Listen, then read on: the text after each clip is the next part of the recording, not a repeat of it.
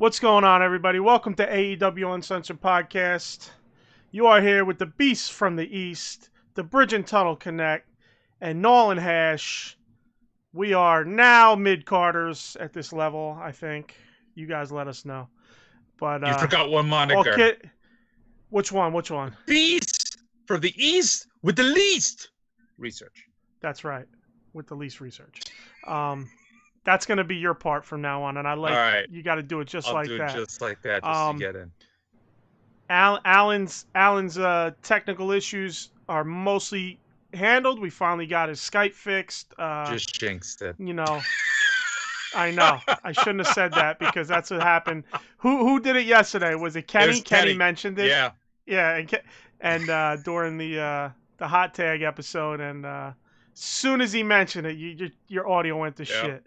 But no, you had that one little section, and it got better. So, all right, let's get to this because we got a lot to cover, man. Like, share, subscribe on YouTube. Hit that son of a bitch, right? You know, like where am I on this? Right? See, I hate that I get chopped off. Hit that subscribe button. Hit the like. Share it. Do it. You know, take your kids' phones. Take your wife's phone. Take your friend's phone. Take your girlfriend's phone. Take your mom and dad's phone. Take your aunt's phone. Grandma, give me your goddamn phone. Subscribe, like, and share. All that shit works. Hit the bell. Make sure you know when we're getting on there live. Check us. Everything we do, you can get at uncensoredalliance.com. Every single Facebook page and Facebook group that is along the edges of that website are owned by us. So check that out. We're geeks, so there's a lot of geek shit. Transformers, G.I. Joe, He-Man, all that shit. Action figures in general. All right. Twitter at AEW Uncensored. One word. Nothing in between all that. Email AEW Uncensored Podcast at gmail.com. Let us know what you think about the show. Tell us we suck. Tell us you love us. Shit. Send us some stuff you want us to read on the podcast. You got questions to read on the show, do it. Send it. We're here. Facebook, AEW Uncensored Podcast. That is all separate words. Search there on Facebook. You get the group and the page will pop up. The page has been popping pretty good, so thank you for that. Group, not so much. So join the group. As always, if you want to get on the show with us live, you want to ask questions live on air, as you would say, I guess you would call it. We're not on the radio, but we are live. So if you want to get on live with us, check the description in the YouTube video. And I believe in the podcast description, there is also the link for our Skype. Get with us on Skype. Add us. We'll put you in our little Skype chat for the show. And from there, we'll be bringing you on. To get the podcast itself in audio form, you could catch us on all third-party apps. So just search us on your app that you use. If you're not using iTunes or Google Podcasts or Deezer or Stitcher or iHeart or TuneIn or any of that nonsense. And we're also available on all those. iTunes, Google, it's great. iTunes, go over there, rate us, subscribe, and, tell everybody you love us or you hate us, whatever. We'll survive either way. But that's pretty much it for promotional. And let's get on to all the fucking action this week. Yep. Real quick, miscellaneous. There's one miscellaneous from me. I don't know if Alan has any, but Jeremy Padower, who's pretty much in charge of Jazzwares over there, he's in charge of the AEW figure line. At least, I believe, like I said, I believe he owns a company or is a head honcho. I think he sold his company to Jazzwares, and now is someone high up in the company there. The last word is Wave 2 of AEW Unrivaled are in process right now, and then after Wave 2 finishes and is shipping, they're going to be running a second wave of Wave 1, a second. Okay, let me break the confusion down there. A second run of Wave 1, which will have the skin tone fix.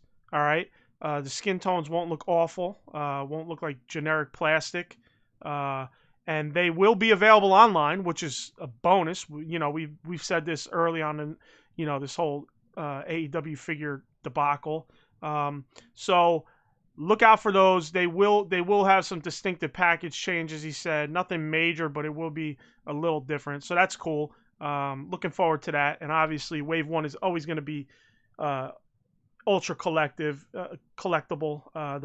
Even if they do that second run, I'll get it. But that first run is no matter what skin tone or not, it's always going to be a hot commodity. But that's pretty much it. Just want to update on the action figures there. So, what about you? Any miscellaneous?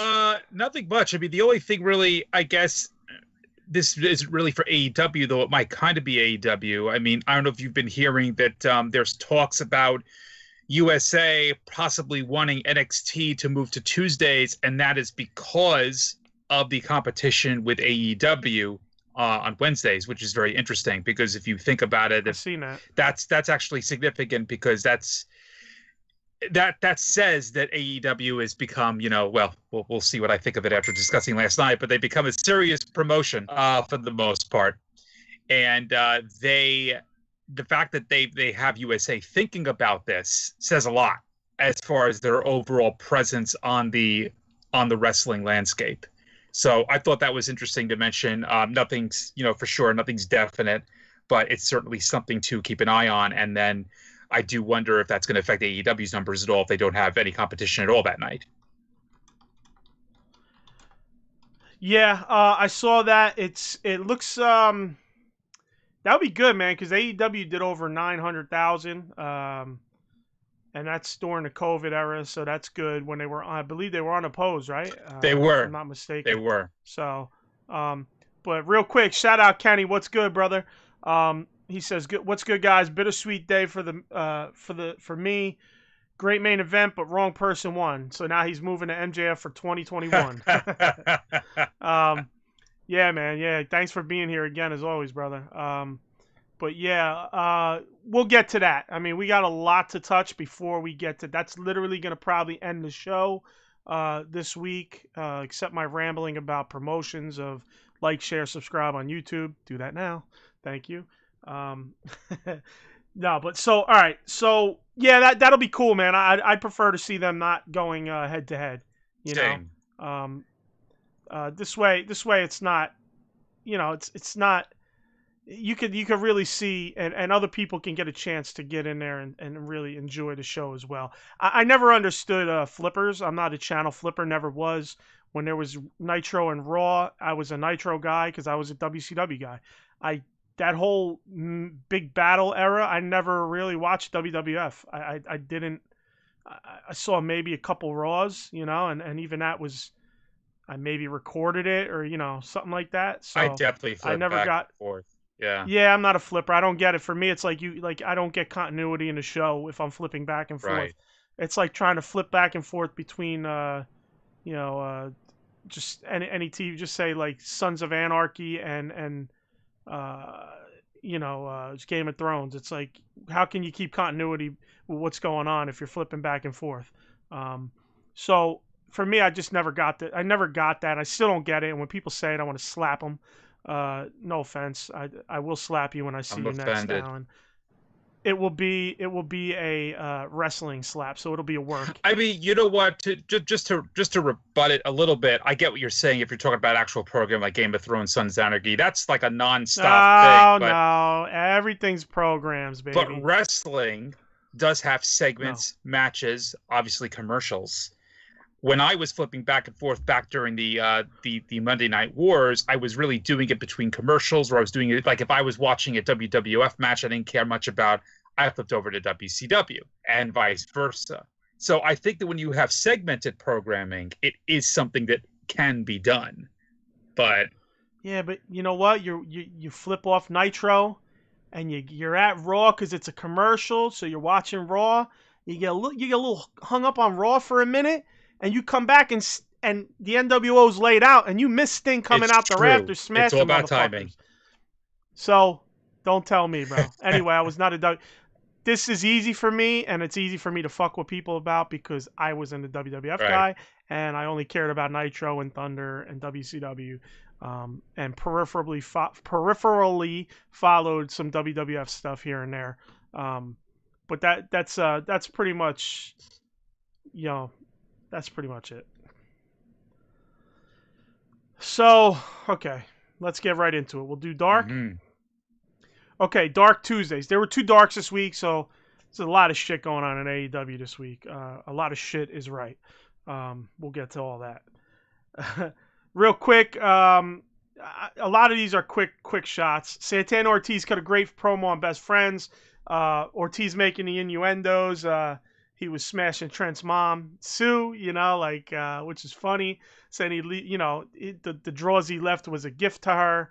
That had me laughing. I like the more adult content that they put out. It's funny because they do a lot of adult bullshit, like even in their podcasts and stuff, but yet they got this like cancel culture like shock, which kind of annoys me, or their social justice warrior thing, so that kind of surprises me. But then they like adult humor, and it's like, it's kind of like a contradiction of, you like the adult humor, but you're ready to worry about getting canceled about everything. Yeah. So, anyway, that's as far as I'll go there.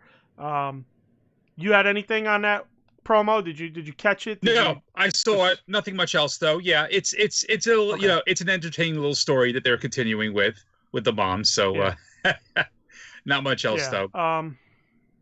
So then we got Allie versus Cassandra Golden. Allie's doing her thing, man, looking good. They need to move her to do something worthwhile. Yeah. At this point, she's doing nothing worthwhile. She's just literally there doing bum shit with Brandy Rhodes. Just get hopefully they'll bring her out of this into something with Shida.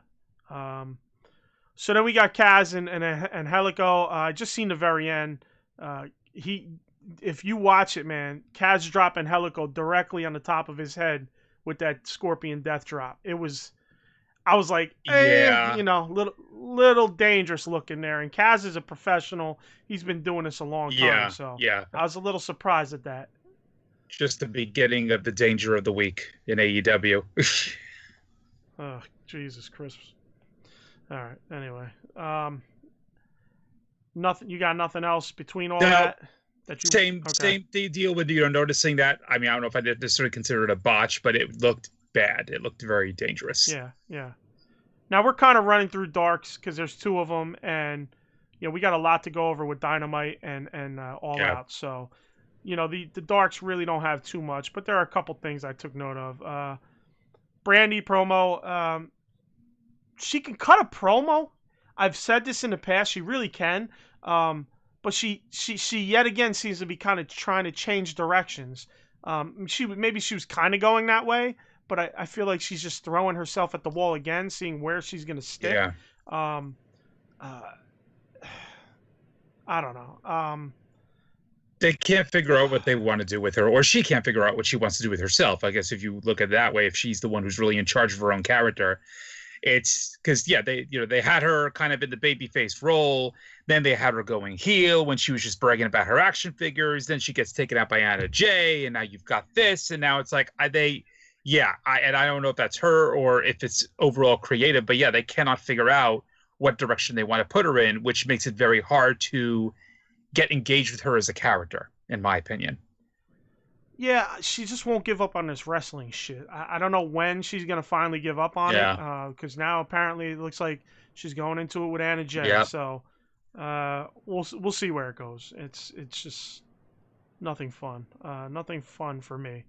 Then we moved to Gun Club versus Jobbers. The only note here was I skipped the match overall, but I did see the beginning with these jobbers coming in. What's up with that one dude? Was Joey Janela Jr., bro. Yeah. He looked like him. He dressed like him, and he had the stubby fucking legs just like him, yeah, too. It was like a little mini Janela. It fucking cracked me up. I'm like, holy shit, this is stubby Janela legs, the look and everything. And fucking, I thought about this, and then literally the announcers say the same shit, and I was dying laughing. I was like, oh my God. Like back in the day of Doink and the Little Doinks. Yeah, so crazy. Just so crazy. Okay, so then we got Anna Jay versus Red Velvet. I wasn't happy they don't announce her as the Queen Slayer, man. Yeah, They're not taking advantage of that. That could be a shirt. That could be a slogan. They could really Yes. go nuts with that, and they could sell like Yes. hotcakes. Jericho, quite frankly, should be talking to them and saying, "What the fuck are you doing? Right. Take What are you advantage of doing? this and make shirts and build it up." Yeah, 100%. So watching this match, it made me notice the issue I have with Anna Jay. Remember I said when she wrestles, her wrestling doesn't show personality? All right, I think I realize it. When she was taking a clothesline, she just runs into it with her hands at her sides, like straight down to her sides. Okay? That's the one thing that really stuck out. And maybe that's what I'm feeling about there's no personality in her movement. You know, you got to kind of move like you're doing something. You're not just running into something, you know? And I think that's where she's lacking right now. She doesn't wrestle bad. I don't think she's flowing well enough. She flows okay, but I think when she's in the middle of those flows, she's not showing enough emotion in her body. Yeah. She's stiff, but not that kind of stiff. Like there's two types of stiff for wrestling, obviously, yes, but there are. Yeah. Yes. So that's kind of what I noticed. She needs to not be so robotic, right? And obviously,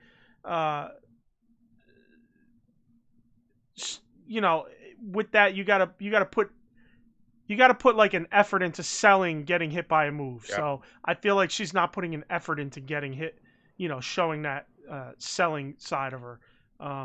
So maybe I think that's where it is. She looks good otherwise. I'm sure that fluidity will come with time. So yeah.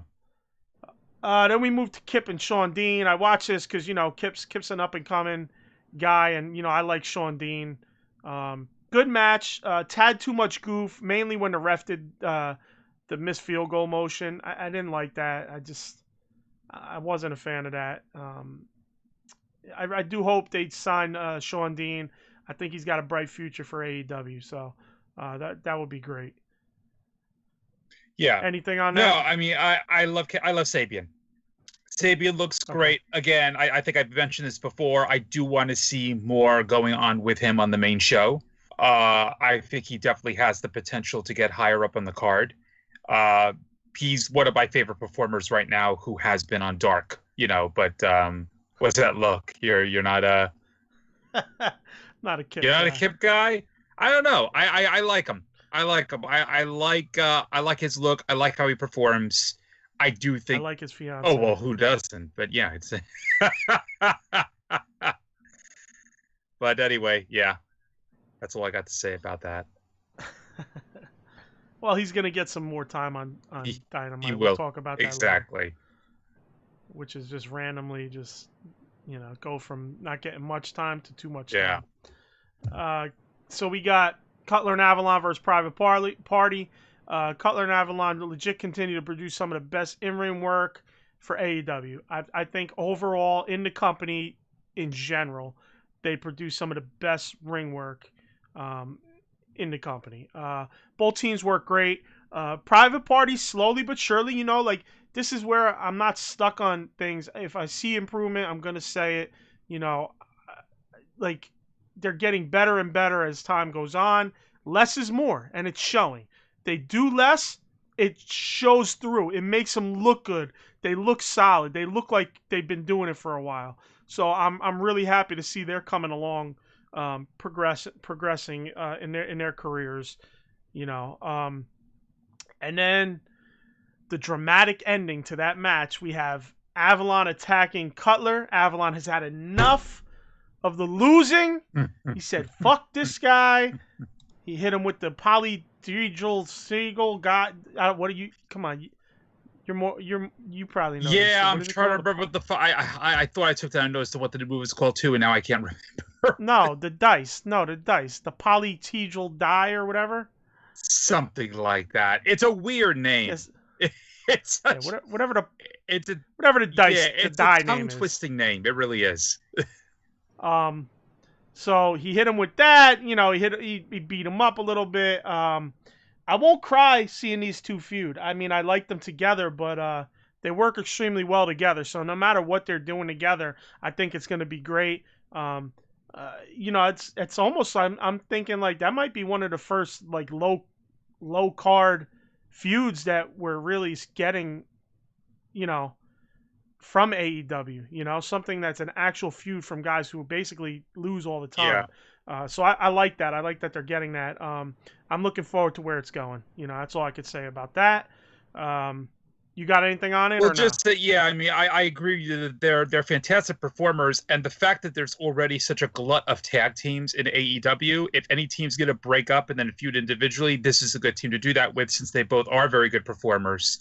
And at least then you remove one of these tag teams, because again, there's just way too many. And Right, and it made sense it anyway, made because they didn't want to sense. be together to begin with. Exactly. So yeah, I'm looking forward to seeing what they do. Well, I'm assuming there's going to be a feud, and then we'll see what they do with each other. It'll be nice to see what comes. Yeah, for sure. So then we get Dark on Friday. I really don't have too much here. Avalon's promo, cuts a mean promo, challenges Cutler. Avalon could do it all. I think he's good on the mic as well. He did a great job in that promo. He did mention he made a Texas billionaire's nephew rich. Curious who he's referring to. I don't know. Again, I'm not too up on wrestling the last 20 years, but I wonder if there's somebody I'm missing that I can't think of. I'm not certain who that is either. Yeah. Anybody in the chat possibly know who that is? Right Thing. What's up, brother? How are you? Thanks for joining us, man. Yeah, what's up? I hope I said your name right. Right Thing. I'm just gonna call you Thing. It's easier. Ben Grimm. We'll get to that, brother. We'll get to that Thing. Should MJF have won the AEW title? That's gonna be like towards the end of the show for sure. I think if you checked our preview of the pay-per-view yesterday, we kind of both went with either way we were satisfied. Yeah. I don't think it was wrong he lost, and if he won, I would have been okay with that as well. I think it was okay how it ended. I actually liked how it ended, but we'll get to that. We'll get to that at the end.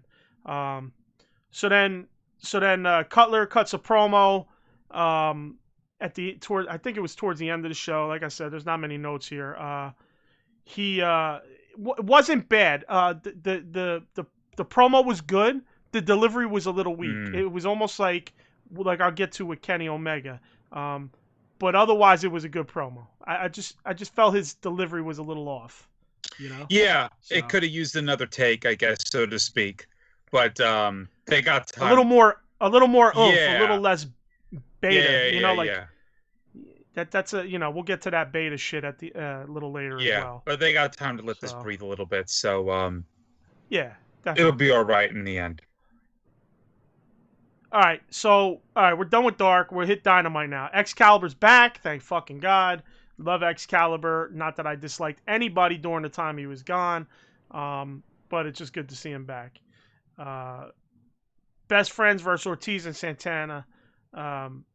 Nice start with the brawl. I liked it. I liked gave it a little more edge. They're going for a little more edge to it. Best Friends, I don't know. They do this goof shit. I guess I just got to accept it as part of their thing.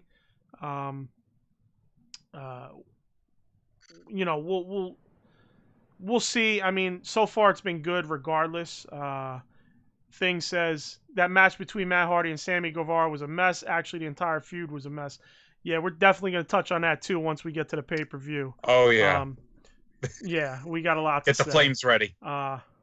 Yeah, get the flames ready. So yeah, we'll touch on that in a little bit. We're going through Dynamite right now. We're on the Dynamite section just to get this is the go home show for them, which I felt was pretty lackluster in general.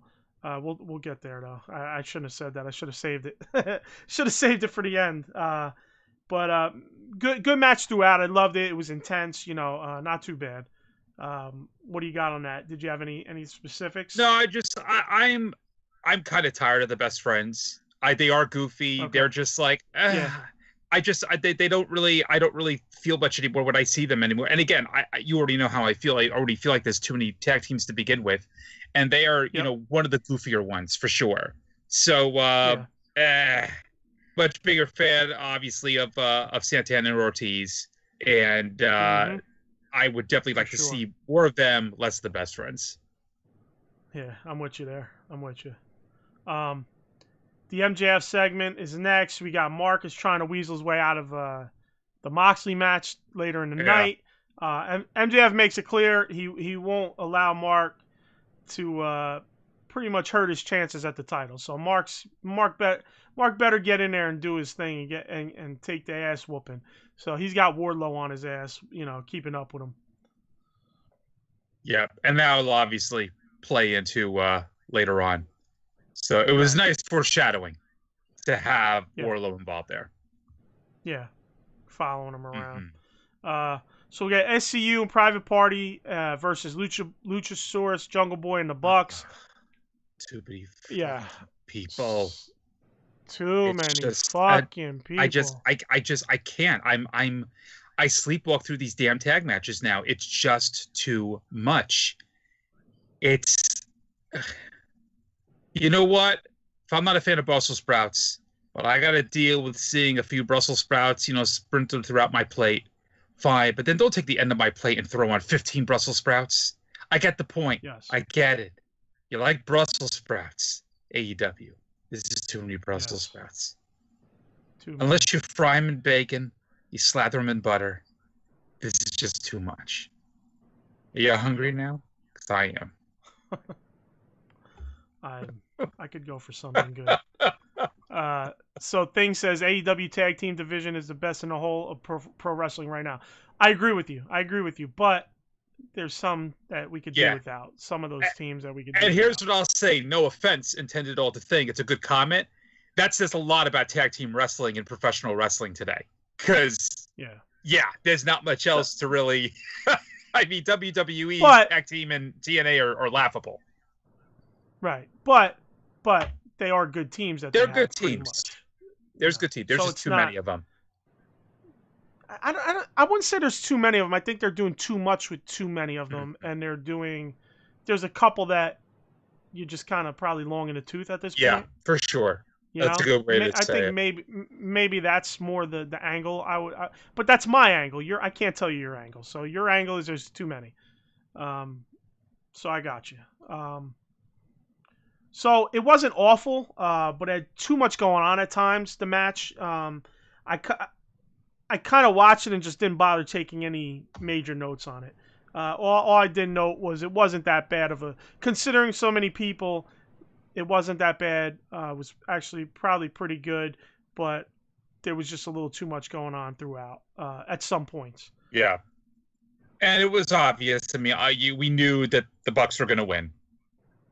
I mean, that was you knew that was going to happen. Yeah, but was it Jungle Express? What the fuck? Jurassic Express. Jurassic Express. Jesus Christ. Yeah. I go to say Lucha Express, then I say Jungle Express. I use both their names, and I got it wrong both times. No, it's because I never use that. I just type it out as Luchasaurus. Yeah. Jungle Boy. That's a tag team we could do without. Yeah, Jungle Boy definitely on his own. We need to see. There's a lot that they could do with him as a solo guy. A real lot. So then we get Hager running around with a film crew. He catches up with Orange. He tells him Jericho wants him ringside for his tune-up match. And that's pretty much it. Nothing major going on there. Then we get Tully and FTR with the promo. Talking about going for the tag titles at All Out. And that's the final hurdle to what, their whole mission is here. And, pretty much it. Wasn't anything spectacular. Wasn't anything, bad. It was just, getting to the point of what they're going for and this past Saturday and what their final thing was. It closed the loop nicely. Yeah. So then we get Kenny Omega out in the ring for a promo. I love how they missed every single curse except him calling FTR dickhead. Yes. which is great. Like, I loved it. I loved the segment. Kenny wasn't bad. I felt, I never felt he was great when I heard him speak. I always kind of wondered if that was more him in Japan trying to emphasize things so they can understand it in English. But he sounded pretty good. Maybe a little more grit would have been better. Not so laissez-faire. I felt he was a little laissez-faire. But his words worked. I think if he just put a little more oomph and grit into him, that would have been a little bit, it would have made it that much better.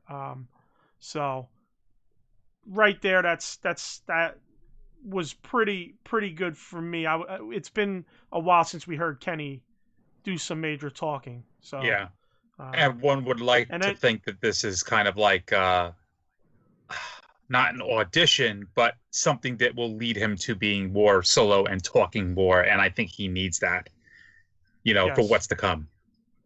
Yes. So then FTR comes out trying to manipulate Kenny with the chalk. Kenny makes it clear he's not the one. He's like, I ain't the one. You motherfuckers could try, but I ain't the one. Like, I'm not Hangman. You aren't gonna manipulate me. So, he's like, basically that's pretty much it. And then Hangman comes out looking like he hasn't slept in a week with that makeup job that they gave him. I think that's what they were going for. The bag, dark eyes, and he's been having a rough go of it because he hasn't been sleeping. We got thing says, my prediction for the new Four Horsemen are Hangman, Spears, and FTR with Tully. I'm gonna say no on Hangman because Hangman was so good getting face heat or face pops when he was when there were crowds that I don't think they're gonna change him there. And I don't know if I'm thinking that they might not go Four Horsemen. I'm thinking they might stick to a 3-man crew. But we'll see. I was thinking the exact same thing, that the more this has been playing out, I also think that they're kind of abandoning the whole Four Horsemen idea. And also, I agree, it would not make sense, especially, again, with what happened last night, it would not make sense for Hangman to be in a heel faction at the moment. Unless it's something they're going to look into perhaps after a feud with Kenny. But I think we know what direction that's going in, so... Yeah. So to continue this off, so FTR, they're staying in Kenny. They're staying in Hangman's head. They're still in his head. They take the titles. Hangman tells, yo, that's our titles. Give them back. You sound kind of weak saying that. Maybe that's what they went for. Mm-hmm. I don't know. It didn't make sense to me. I wouldn't have said anything. I wouldn't have made him try to go for him. I would have just had him drop the titles. Yeah. And leave it at that. Kenny at the end, Hangman turns around, looks for Kenny. Kenny's outside the ring. So it's just Hangman left all alone. So we'll see, more as time goes on. We'll get to the pay-per-view portion of that. But there's still a lot left.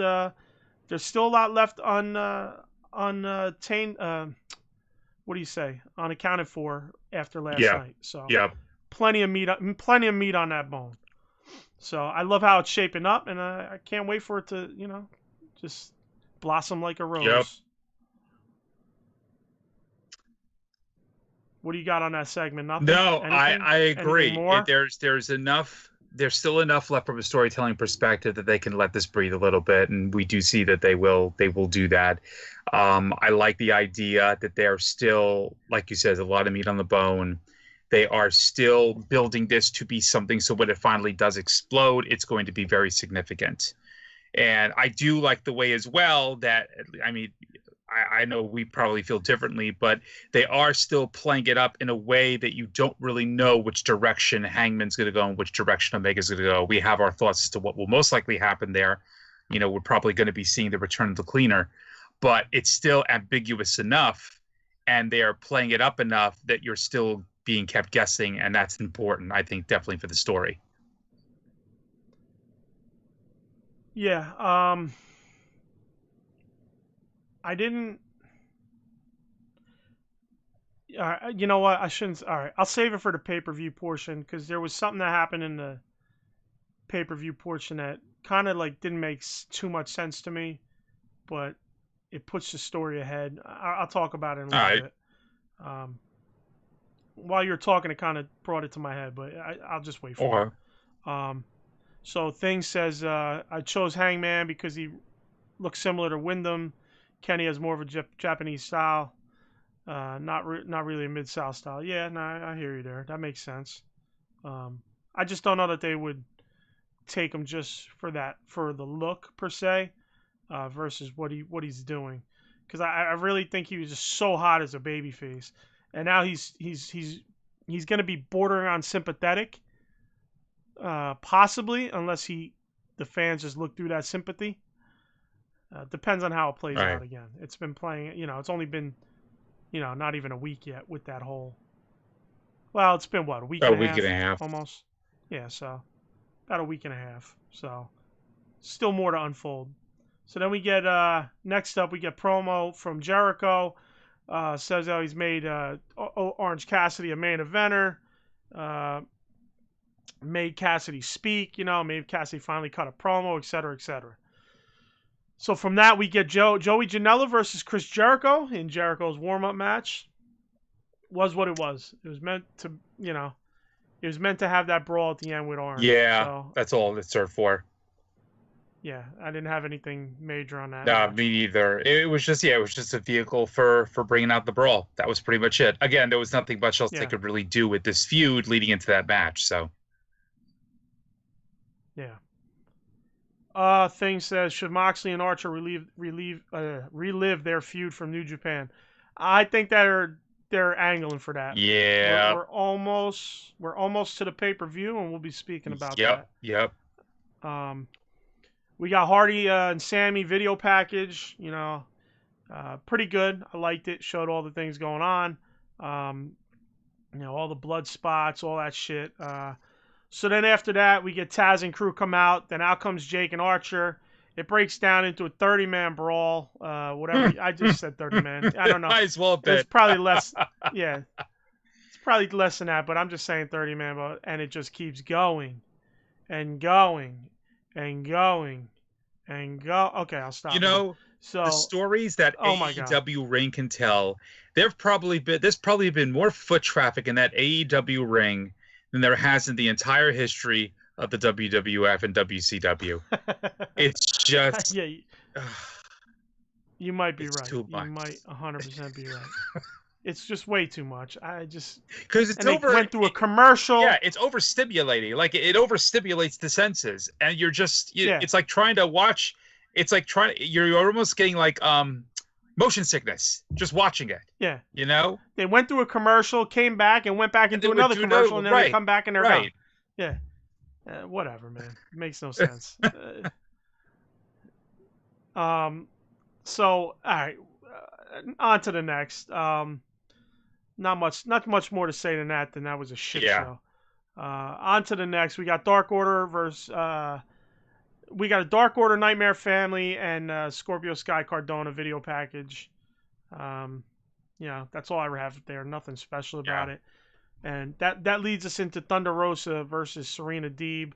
I was blown away by Serena Deeb. She's awesome. I don't know how much you know about her. I don't know much. I googled her. Yeah, so I know she was in that Straight Edge Society. She was. She got her start at FCW, which was kind of like the predecessor to NXT, and she really made a nice showing there. And then ironically, she's known mostly for her time in the Straight Edge Society. But when she was in the Straight Edge Society, she barely wrestled. She was mostly there as part of CM Punk's entourage, which I always thought was a shame, because whenever I would see her perform in the ring in FCW before she got called, she was fantastic. She was like easily one of the best performers on that show. And I kind of feel like she was wasted by WWE. So I was really excited when I heard that she was going to be here in AEW. And as you can see, she's a fantastic performer. And she's a trainer that they let go. That's right. So that's right. Honestly, if I was AEW and I was Tony Khan, I would sign her no matter what. Absolutely. No, without a question. As a worker and as a trainer. Without a question. Especially when you have a relatively shit women's division for the most part, with some exceptions. Mm-hmm. You need a lot more Serena Deebs in there than you need a lot of the others. So completely agree. Yeah, so that's what I said. I said they need to sign her. Good match. A little too much offense for Serena, considering Thunder Rosa was going for the title. Yeah.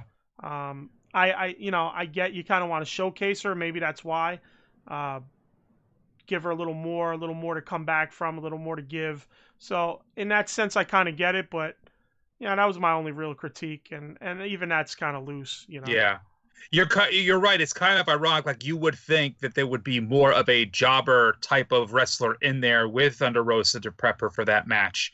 But yeah, like Deeb would have been somebody who I would have more used for the purposes of showcasing her, have her beat a jobber and have her move up a little bit. But I guess they want to slot her in somewhere.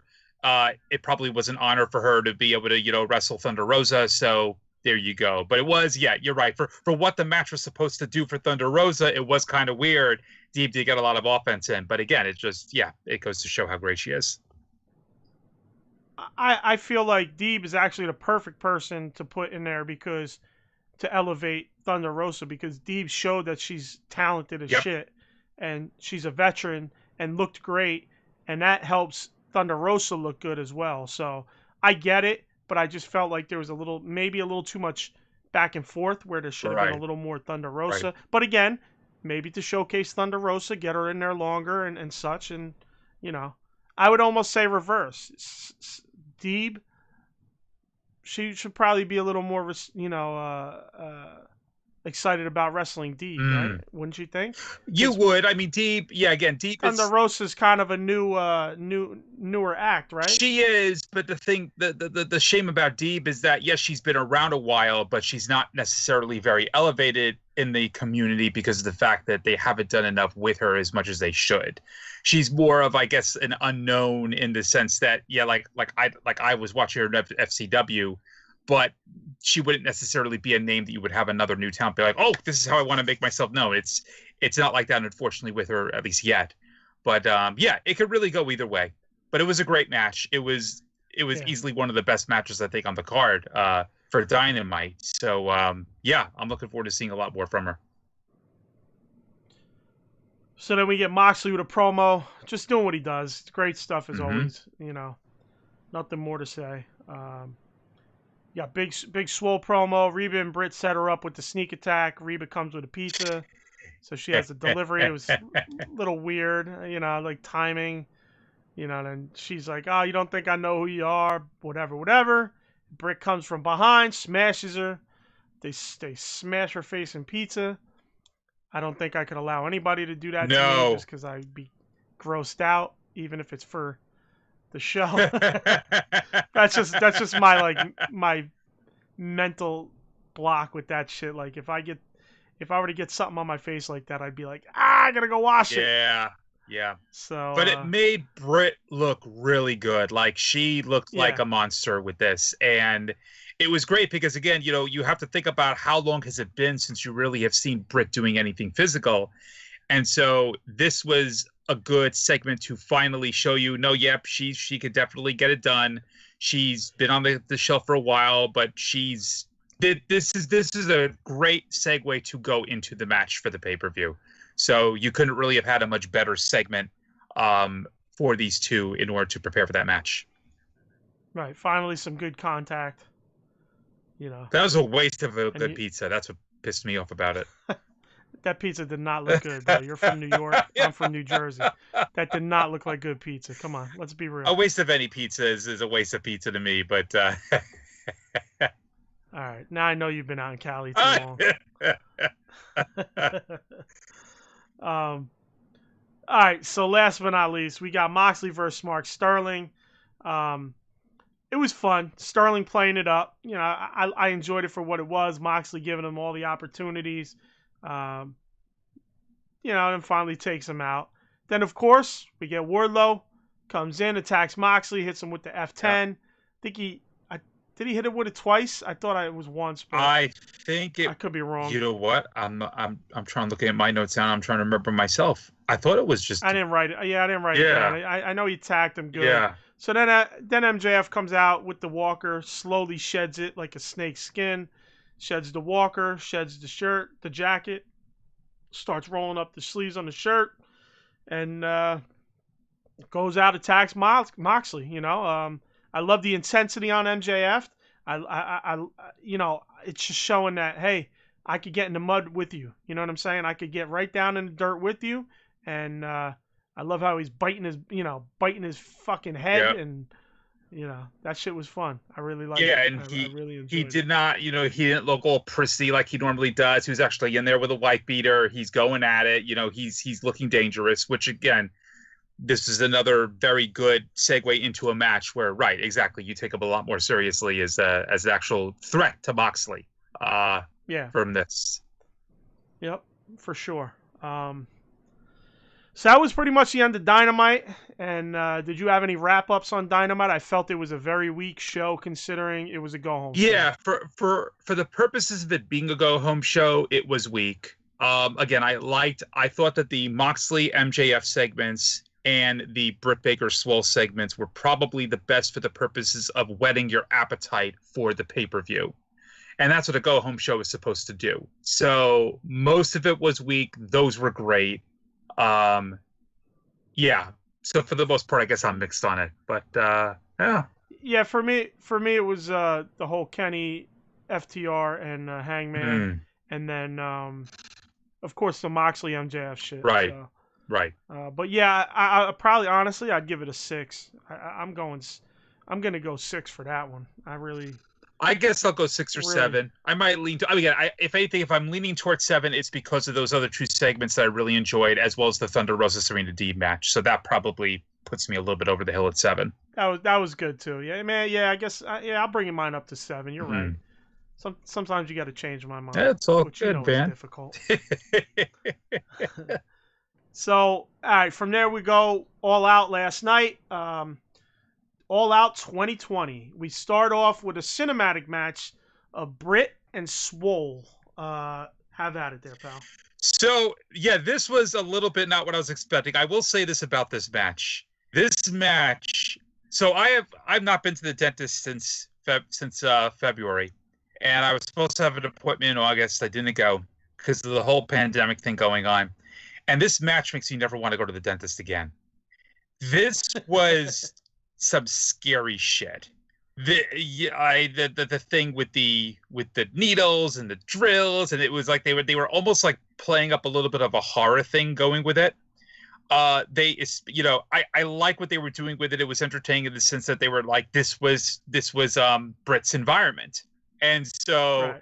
Yeah, I didn't even think about the fact that, well, I did say, if you remember yesterday, that I wondered if this was going to have like a Little Shop of Horror vibe with a little bit of comedy with the dentistry. And they kind of did go that route. But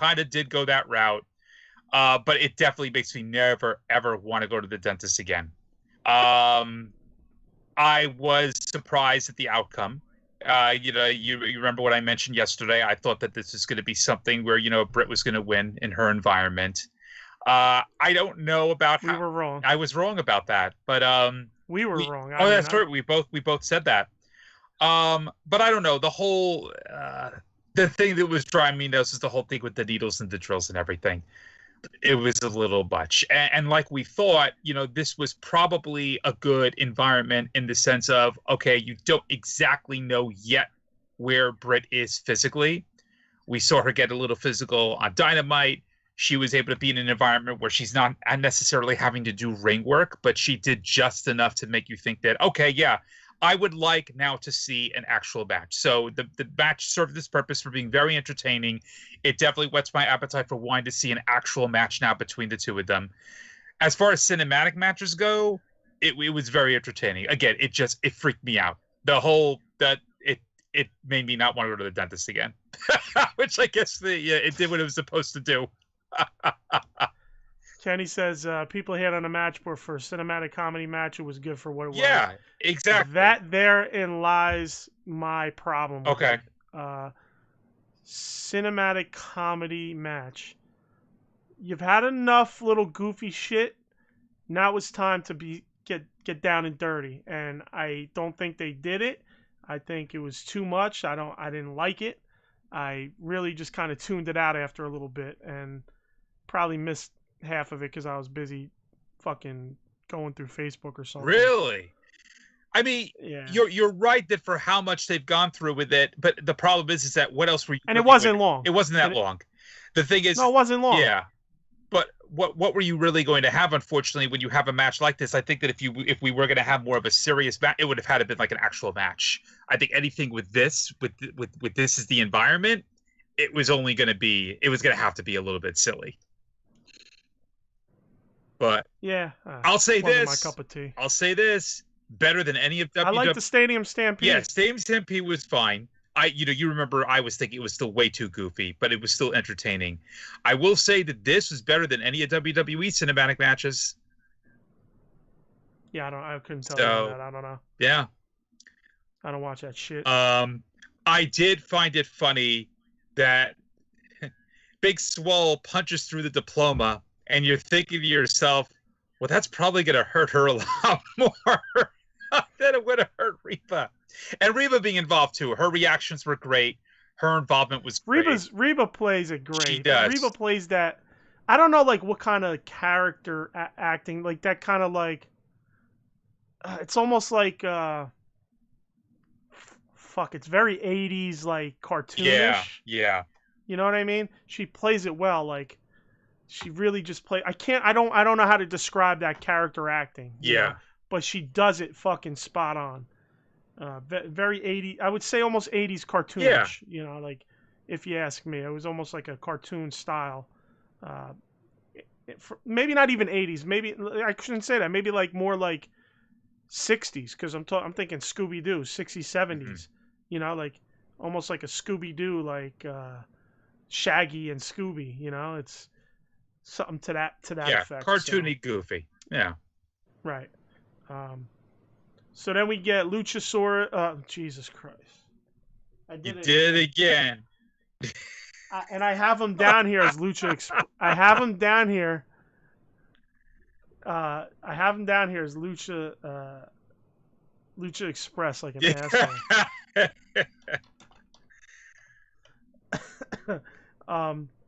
So I have him down as his Lucha Express. So Jurassic Express versus the Bucks. For me, the match was too chaotic at times, but it was a good match, you know. But again, just a little too chaotic. Up until a certain point, that was the best match on the card for me. We'll get to that as we get down the card, but I didn't have much on it, but it was a good match, and at times it was too chaotic. Yeah. That was pretty much I liked the moment of Nick Jackson super kicking Luchasaurus to prevent Jungle Boy from tagging out. That was cool. That was you don't really see a lot of that. That was good. You know, that was a nice moment. But yeah, other than that, it was just a match. It was okay. I mean, it was definitely technically fine. But there wasn't much in the way of like a lot of substance, I guess, necessarily for it. Yeah, it was. I mean, I don't know. What did it really accomplish? I think they were a little more little more arrogant and cocky, I guess. Yeah, I mean, but it was filler. You know? I guess filler is probably the best way to describe it. And I guess it's not that great when the second match on the card is filler, but that to me is more what it felt like. Yeah. Something I noticed, I don't know if I took note of it, but I think we kind of spoke in chat yesterday about, the Young Bucks. I don't know. The thing about them is they work well in the ring. Sometimes they're a little too much. But when they're on, they're on. And I think, they had a sit down interview. They're both sitting next to each other in folding chairs. And you got Matt's always got his hands together between his legs, and he's kind of like in this pose where he's very, it's almost like beta-ish. It's very beta-ish. He's very you're supposed to be this badass tag team, but you got a beta posture. Your posturing and your movements in interviews is always beta. Nick is the same way. I mean, Nick's very like he's kind of hunched over and kind of like like very fluidly loose in the arms and like bro, you're being beta. Like you're supposed to be bad motherfuckers. You show you're bad motherfuckers in a ring. Stop playing beta when you're in interviews. Give me some firm interviews. It's like I said, I just don't think they're very good at that part of wrestling. And they need to stop playing beta and start playing more alpha style. Like play to your wrestling style when you're in interviews. Yeah, what they're missing is they're missing continuity between their performances in the ring and their promos and their overall personas. Yeah. You're right. For the way they perform in the ring, you need to, for instance, if you look at other tag teams of the past, you look at the Hart Foundation, you look at the Road Warriors, you look at a lot of these guys who their personas outside of the ring when they were doing promos or interacting or whatever spoke to their in-ring work as well. And there was a continuity. Even single wrestlers, same way, Piper, Flair, these guys wrestled the same way that they talked. There was a continuity between their talking part, their persona part, and their in-ring work. And yeah, you and I have talked about this before, that the Young Bucks have absolutely no continuity. If you were to look at them in promos, right? But let's say then move forward a moment, you're watching them in the ring and you put paper bags on their head and you didn't know who was performing in the ring, you would swear up and down that's not the same guys who are talking. The same guys who are talking right outside, who are slumping with their hands in between their legs and such, that's not the guys performing in the ring with the paper bags on their heads. That's got to be some other team. That's what's going on here with them.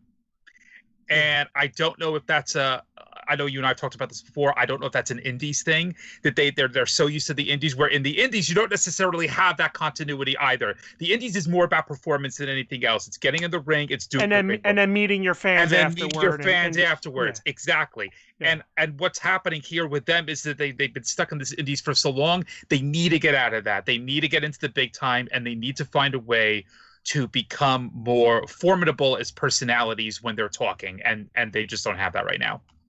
If you're going to be in a ring and you're going to be these cocky, arrogant style heels, right? And you exude that during the match and you bring it out during the match, but then when you're in promos and you got your hands together in this thing in between your legs and you're going and you're kind of just like hunched over it and you're going, yeah, like Hangman, he made his bed, and you're not like, what are you? Right. What are you? Like, you have to play the fucking part. Ric Flair didn't come out of the ring and not go, woo, I'm the kiss stealing, wheeling dealing, woo, limousine riding, jet flying.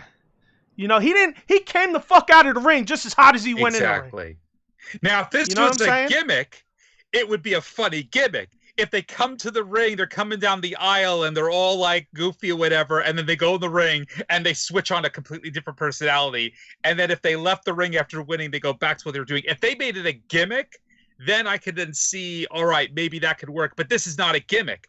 They don't have the proper continuity between their personas of their in-ring and outer ring.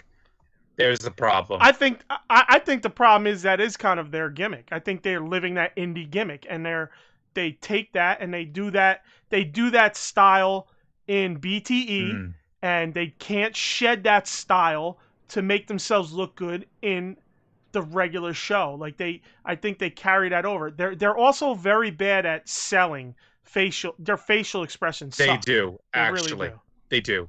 And again, that's another, I'm not saying that that's all across the indies, but the indies also doesn't necessarily focus as much on that. The indies mostly focuses on actual moves and performing, and I guess as Cornette would call the flippy shit and all this other stuff, and just getting out there and doing your thing. And they need to graduate from that, because it is noticeable and it's tiring. So yeah, it's it gets it wears on you a little bit. Yeah. All right, so then we go into the Casino Battle Royale. That wasn't on the buy-in. This was something. Dude, it was something is right. It wasn't on the Casino I can't even get out what I'm trying to say. You're making me laugh. It wasn't on the buy-in, which we weren't sure. I The buy-in guarantee was you, not worth I talking. guarantee you that at the end of this battle royale, Matt Sydal was praying that this could have been on the buy-in, as opposed to being a part of the regular card. More people might have seen it because that was free. I don't know. That's a good point. All right. That's a good point, actually. I didn't think about that. I heard of Matt Sydal. I don't know much about him. But literally the first move, he doesn't even get in the ring yet. He's on the top rope, and he almost breaks his fucking neck, dude. He almost dies. Someone put up this GIF that I meant to share with you earlier that had me dying, and I'll have to find it and share it with you earlier, where the caption was, "When God decides to give you a choke slam." And I was just dying. It's like, it's true. If you look at what happened, if you look at that botch, and by the way, that will live in infamy in Botchamania for the next 15 years, it looked like God decided to give him a choke slam. Bro. It was just... and listen, we're laughing at a guy that, could have been paralyzed. You know what I mean? So, in terms of who he is... Listen, it's his hindsight, so we're laughing at hindsight. Now, in terms of who he is, just as a brief, refresher for you and for anybody who really doesn't know, so he used to be known as Evan Bourne. Okay, I'd heard the name Evan Bourne, too, so I heard both his names. Evan Bourne. Was he in 3 Count? Oh, shit. You know what? I think he was. I wasn't even thinking of him being there, but I think he was. It was Jimmy Yang. Wasn't it him? I believe he was. Yes. Evan Bourne. Okay. But he was, he did make bones. And her Shane Helms too, right? That's right. Yeah. That's right. But no, he's great. And when he was, for the short time he was with WWE, he was a fantastic performer. Not a great personality. He didn't really move up the card at all. But as far as performers go, he was fantastic. So you would think that of all the people to have an introductory botch like this would not be the guy that happens to. But but there you go. It's they explained it well. There's a lot of people in there and a lot of sweat on those turnbuckles. Yeah, I was dying I was just that was great. I was like, man, that's a good fucking save, bro. That's doing your job. That's when you're behind. That is doing your job. When you gotta make chicken shit. I'm sorry. When you gotta make chicken salad out of chicken shit. That's some damn good, tasty chicken salad that they had there because they did a very good job covering for that. Do you remember who called that? I don't remember. Oh shit! Was that Excalibur? Might have been. Think I could be wrong. I thought maybe it was Excalibur who said that, but it was funny. I was just like, good save. Kenny says, "Rest in peace to Matt Sydal." No, seriously, that just. I cannot wait to see Botchamania because they are going to have fun with that. I know you love Botchamania. I love Botchamania. Yeah. All right, my only other 2 notes is Butcher and Will Hobbs both literally just jumped out on their own. Yeah. They literally just I'm just gonna hop out. Let me hop out. Yeah, and Hobbs bounced his head off the rope, so he could be hurt. They weren't really clear about what happened there. Allen might be injured. That was a mess. That was really a mess. Dude, this whole battle royale was like cursed. It's like someone decided to curse this thing before it began because there was just so much it was awful. I don't know. Yeah. And it comes out with who we thought was going to win, I believe. Yeah. I believe we both picked him. Well, we both picked him as a possible name. We had a couple names yesterday, remember. I was also thinking Cage, but you and I did both say that Archer would definitely be a possibility. The unfortunate thing about him winning is that, and I don't know if you feel the same way, it did foreshadow the main event, for me at least, the fact that he won. Now I don't know if Thing is still in here. Thing, if you're here, I believe that was one of the first questions you asked, how we felt, how we would feel with rejuvenating that feud that they had in New Japan. Yep. And I think that was I could see it. I believe we mentioned that on yesterday's Hot Tag show, that, that is something that I'm easily looking forward to, and I would love to see them rehash that. I don't know if it'll be more than a one-off or what. Hopefully it'll turn into a nice little program. Yeah.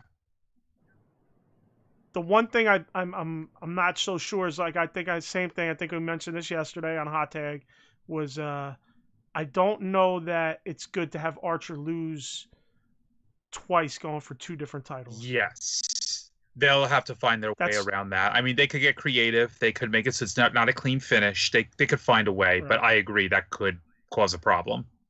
That's my only concern there. That's really my only concern. Yeah. Agreed. I still think all paths lead to Kenny Omega. Yeah.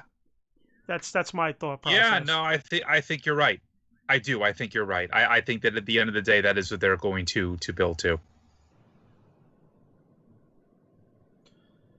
All right, so let's get to the fucking clusterfuck of the night. Aside from the whole show, personally. So my thing here is Sammy versus Hardy. Starts off a little weird. Hardy kind of just waits around for Sammy to drive up the ramp and hit into the pre-selected boxes. Yeah. Yeah, it was, it started weird, which I was fine. I was like, I could give it a pass. Then they start brawling. It's looking good. And then they decide we're going to hit the scissor lift. And, they got the gimmicked up table waiting for them to go through it. And Sammy, did he spear him or run him off? Yeah. The edge? Yeah, he speared him off. I mean, I guess spear is a good way to say what it was. But yeah, technically that's what he did. And then he just overshot it. Yeah, so he overshot the table, and Matt Hardy literally, I'd say probably all of his upper body and back and head and everything from his waist up looks like it hit the concrete. It all hit the concrete, but what looked bad, what looked worse of everything else, is it looked like his head bounced off the concrete. Right. And that's fucking nuts. It's bad enough if your upper body hits it, yes. But the fact that his head bounced off the concrete, I'll be honest with you, I'm surprised he ain't dead. I'm going to just come out and say I am surprised he ain't dead. Or at least he didn't have a fractured skull. I'm surprised he didn't bleed. I'm surprised he didn't fucking bleed. Well, it could have all been internal, but you're right, too. I am surprised he didn't bleed, bust open for that, too. You're right. Here's the thing. I didn't like, not only that, I thought, like, legitimately thought, like, it was scary at this point for me, like, personally. It kind of fucking just brought my whole mood down. But he didn't fucking move for the first, like, 60 seconds, dude. Not a limb. Nope. He didn't roll. His foot didn't roll one way or another. His arms didn't move. I thought he might have been paralyzed. Well, that's, I didn't think of paralysis. I was thinking he might have been dead, but you're right that was possible too. You're right. You're absolutely right. It was scary. I thought paralysis. Yeah. I thought he was paralyzed because he literally, maybe I missed it, but I was just so like, holy fuck, that when I'm sitting there watching it, I'm kind of like, I start looking at his legs and his hands, and maybe they moved a little bit, and obviously it's a far camera shot, not too far, but it's far enough where you can't see super slight movement. But I would have thought, like, as he's coming through, like his foot may like wobble back and forth, or his arm, but he literally didn't move. It could have been, look, he was knocked out. Yep. He might have been knocked out for a good amount of that time. And then he finally, once he really started coming through, then I saw his arms move. I go, okay, his arms are working. And then he started moving with the legs. That was fucking scary. Yeah. Kenny says, Tony Khan said on the media scrum that Hardy cleared concussion protocols and is okay. Okay, we'll get to We're going to get to that because that's where I'm going to get We're going to get to that's where you're going to get the flames for me because, yeah, that's not what's going on. Yeah. Matter of fact, I'm going to put the flames on early, boys. Kenny, the flames are on, baby. So, okay. I've been saying this for a long time. You're trying to do too much. Everybody's trying to do too much. The fucking wrestlers, the promotions, stop trying to do so fucking much. Stop trying to be so fucking crazy. All right? If it's a small table spot like that, you got nothing else padding that area. That's solid concrete. That is laid concrete, man. All right? The other thing is, Aubrey throws the X up, and it takes the fucking doctor like 10 minutes to get over there. Then Sammy proceeds to try to fucking get him up, and they're doing whatever, and then Hardy's trying to like punch Sammy from the ground, and Hardy's trying to get up, and he can barely walk. He's like losing his balance and falling. And then he falls again in him and Sammy going at it and smashes his fucking head again. He smashed his head again, dude. And Sammy should not have even touched him. I get that they had show goes on, etc., etc. I get it. If I'm Sammy Guevara, though, I'm not touching him. You don't even touch him. Touch him. Leave him alone. Fuck the show. Man's life is in your hands here. Do what you need to do. Let the doctor get over there. Again, why it took that fucking long after the X was brought up for him to even get over there is beyond me. And Kenny says, it's about time. Let's go. Flames, baby. Here's the fucking deal. Like, the X went up, and Sammy, at this point, I don't care what Matt's saying. Matt just fucking got knocked clean. Yeah, he doesn't know. I don't care if Matt is going, yo, keep going. Fuck this. Wrestlers have this mentality to just keep going no matter what. Broken sternum, broken leg, whatever. But at that point, when that X went up, that should have been it. Sammy shouldn't have touched him. It shouldn't have continued. The doctor came in, finally. They kind of stopped it. Then you hear the in the background, you hear the fucking bell. Ding, ding, ding. Match over. So Sammy does like a kind of slower thing, walking out, ranting and raving. And then they go and restart the fucking match randomly after like a supposed fucking concussion protocol thing that happened all within like a 2-minute span. Well, apparently Tony Khan had the bell ring because he didn't want to stop the match. He wanted to pause the match to make sure that everything was okay and that Matt was okay, which, again, you're not going to have after, 15 seconds or so that the doctor was looking at him. It's like, what the fuck are you doing? What are you talking about? You're not going to have the doctor look at you for 15 seconds. You're not going to pause the match. There's no pausing of it. Right. You should finish it off, end it there, and that was it. And what was so stupid is that after they did bring it back on, they knew that they had to end it very quickly. What's your point? What's your point? You're just to have something else possibly happen to your performer? And and like you said, they literally go from fucking he can barely walk at one point to now he's back out there. They restart the match. They brawl up. They get onto the stage, and I'm like, here we go. And then I think fucking JR said, nothing good could come of being on the stage, So what do? Sammy decides he's going to climb up this fucking contraption, and guess who's going to climb up with him? The guy who could barely walk, let alone fucking... So now he's going to climb up there and risk possibly falling off of that thing because he's not totally there. And then Sammy goes through the gimmick, and he gets fucking counted out, and Hardy wins the match. I mean, if that was part of the match, they needed to very quickly rewrite what they were going to do to finish this off. To go through a spot like that, try to bring this guy up, drag this guy up with you, who is easily concussed. So we know he's concussed, even though Tony Khan was like, well, it's not definitely he was concussed. We're going to get to that with bullshit. It's complete bullshit. At the very least, this motherfucker was concussed. All right? So forget everything else. Forget the fact that he might have broken something else, hurt something else. Once you're concussed, you stop. It doesn't matter what you're doing. You stop. Tony Khan, I'm going to say it here, proved to me that this promotion is still fucking Bush League with this moment. This was a fucked up moment in the very short history of this promotion. And there's no excuse for this. There is no excuse for what happened here. I don't know what else to say about it. This was it was horrifying. I won't say that he doesn't take care of his people. I won't go that far. I won't say it's Bush League. I'll say it was a very, very shitty decision, and it was fucking done. It was irrational. It was irresponsible. It was irrational. It was irresponsible. It was stupid. It shouldn't have fucking continued. It's that simple. ended how it ended. If you got to fucking, it's wrestling, bro. You could explain shit away. If Hardy got to come back on the mask or come back as Damascus, whatever the fuck has to happen on his I'll leave the AEW shit, that's it. You make him lose the match, bring him back under. Exactly. Yes. Bring him back under a mask, attacking Sammy every week. Rewrite the program a little, make it a little longer. Bring it into the next pay-per-view, or you just fucking he comes back as Damascus or one of his other fucking alter egos.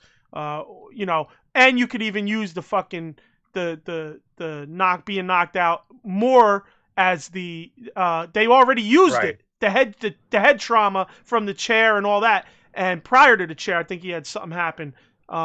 Where he was kind of in and out of his alter egos. So there you could easily write your way out of this scenario. And you could tell they knew they fucked up because throughout the program they're giving these updates. Oh, Doc Sampson allowed the match to continue. Oh, actually, no, he didn't allow it to continue. He made a motion to call off. They were very awkwardly trying to update throughout the program, basically trying to constantly change their story for what had happened. And it was ridiculous. Now, Tony Khan, basically he took part in a media scrum afterwards. And, one of the highlights of the call, he's like, well, the health and safety, it's the most important thing, blah, blah, blah. He said, it looks like Matt's going to be okay. Khan personally stopped the match and rang the bell to pause it, and that Matt passed a concussion protocol. There is no fucking way that he passed a concussion protocol. There is no way that is possible. And Reba, which, we'll get into a little bit too, his wife, I'm sorry, not Reba, Rebby, she basically was saying, that as of this afternoon, he had a CAT scan done. He needed additional imaging. He was in the hospital still. He definitely had a concussion. And again, anybody with two eyes can tell you that. So, and she was freaking out. I mean, I guess to add a little bit of humor, it's not really funny, but, she posted on her social media, and I'll quote, "Let me be absolutely fucking clear. There is nothing entertaining about a concussion. Shame on everybody in that goddamn building." You basically have her showing her text with Matt, where Matt's basically saying to her, love you. I got to hit the football field in just a minute to start a match. Hope you enjoy. And these are her following texts. She goes, "I love you," with 500 exclamation points. "Don't be dumb. What the fuck? You practically cleared that table. What the fuck? Matt, what the goddamn fucking fuck?" It's like she's probably freaking out seeing this. I don't doubt it. This poor dude is a family who also, his kids are maybe watching this too. One of them at least is old enough to be able to see it. It's just, and you're right. I probably I went a little bit too far. I'm sure that Tony Khan does care about his performers, but he had a terrible He made a bad choice. He had a terrible way of showing it. And he and his entire crew need to have a post-mortem after the show for having protocols in place for what happens when something like this happens again. That's what they need. They need 100%. A post-mortem. Because this was absolutely anything that they could have done wrong, they did wrong. And they were all, Tony Khan, the entire company, was goddamn lucky if the only thing he has is a concussion. Right. And they're out there fucking at the end in the media scrum, being like, like everything was all right. Yeah, exactly. So, explaining it away. So you fucked up. You just say you fucked up and move on. Yeah. Shout out to George. What's up, brother? He's out in Australia. So hey, what's up? Good morning for him. So good morning to you, brother. Yeah, I mean, I don't know. You got anything else on that? That's all there is, Davey. It was a mess, and it's a shame because it really could have been a very good match, and it could have had a very good, extension to the story. But it marred the whole night too. Unfortunately, I mean, so it really did. You had the funny botch that happened in the Battle Royal, but then this was serious. Well, I mean, this was just once you saw he was okay. Once you saw he was okay, it was funny. Yes. And then when you saw the GIFs, it was still funny. but yeah, this was just sad. Yeah. All right, flames off. Flames off, guys. So then we moved to Shida versus Thunder Rosa. I love the Japanese streamers. I always have. I've always been a fan of them. And I love that Shida got the Japanese streamers from the home team, her whole crew, both sides of the ring. They showed that support with the streamers. It was amazing. Okay. Let me see what Kenny says. Kenny says, "Wow, that was worth waiting a month for the Flames to return." Has it been a month since the Flames have been on? Really? Yeah, it's been a while since we hit the Flames. There's been a couple times we could have thrown them on, but we were kind of in the mix. Okay, so with this match, I was expecting this was gonna steal the show. Yeah, I think we were both talking about it yesterday. It would have been one of the matches that would have probably stole the show. One thing I'm getting tired of, and these women when they push each other in the face, it looks bad. It never looks good. Yeah. It's and then they do these back and forth elbows, and I think they tend to do it a little more than the men do at different times in a match. So it just maybe seems to be a little too much. I agree. I'm going to let you take over here and say your piece on this match because I got a little something. No, I liked it. I was expecting a little more for sure, specifically considering the pedigree of both performers. It was definitely not the match of the 100%. night. Considering everything else, it was one of the best matches of the night, just based on a process of elimination, I guess. But no, it was entertaining. I was definitely hoping for a bit more. I would like to see them have another one. I would like to see another shot for the two of them. I mean, I don't know if that's going to happen. I know that Tony Khan did basically confirm that Thunder Rosa has not signed anything. This was basically just at the moment, a one-off appearance for this event. So it was an attraction match. But I would like to see more. And I mean, unless something does happen with NWA down the road, I definitely would like to see more from Thunder Rosa. I do want to give. I want to see them do another one. I don't know, and I don't know whether or not, it's possible that I'm not saying this is a thing. I wouldn't mind it. Yeah, and I don't know whether or not the Matt Hardy debacle that happened before this may have affected anything. Obviously you're going to have probably a lot of concerned performers in the back who then have to go out. Maybe it's possible. But it was still, it wasn't fantastic. It was pretty good, and it was definitely enjoyable, and it let me I wanted more out of it. I definitely want to see more. I will say this, Austin Gunn, you better stop fucking cozying up to shit, yeah. Right, pal? I'm just fucking around. So all right, here's my take on it. Love Shida, you know that. It's my top woman wrestler right now. In AEW, it's all I watch, but I don't know how many times I gotta fucking repeat that, but you never know who's new to the show. Yeah. All right. Was disappointed in the match. I really was. Shida usually shines. She's had a few bad matches, and usually it was, against people who you would expect that kind of bring the match down. But I just felt like Shida wasn't flowing well in this. They also gave Thunder Rosa. I mean, did I imagine this, or was Thunder Rosa fighting from on top the whole match, basically? That's a good point, actually. Yeah, it kind of did feel that way. I mean, okay, here's my thing. I understand that you can't make Thunder Rosa look bad when she's being loaned to you. Okay, I understand that. You have to make her look good. You could have a very equal match leading up to the crescendo of the match, and when all that comes about, you then have Shida take over at the end to take the win. You know what I mean? My problem with this was, you now take your champion, it's your promotion, and you're taking your champion, and you're making your champion look like she has a problem keeping up with the champion from another division, another organization. Mm-hmm. All right? So now Shida she's been working from underneath the whole match.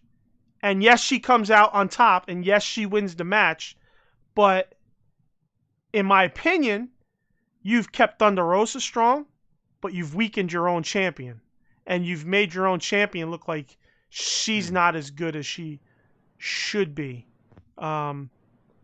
Just my opinion. Obviously, I don't feel that way. But from a say casual point of view, you're making your champion not look as strong as she is. I mean, I didn't. Now that you're mentioning that, I could definitely see that point of view. I don't know. I do feel like, you do have a lot of matches where the champion will be working underneath for a lot of the match, and then there's the comeback, and then there's the win. And that is relatively common. So I don't know. I guess I can see it from both point of views. I see it from your point of view, but I also do think that I didn't feel that she looked weakened. At least that didn't. I didn't think about that until you just mentioned it. But I don't know. I kind of feel like it was an attraction match. It probably could have been more 50-50. But at the end of the day, it didn't feel to me like Shida was weaker for it. I felt like she overcame, and at the end of the day, she conquered. And so she still looked like a strong champion to me. But that's at least... my point of view is colored by what you were saying, though, now that you're bringing it up. Right.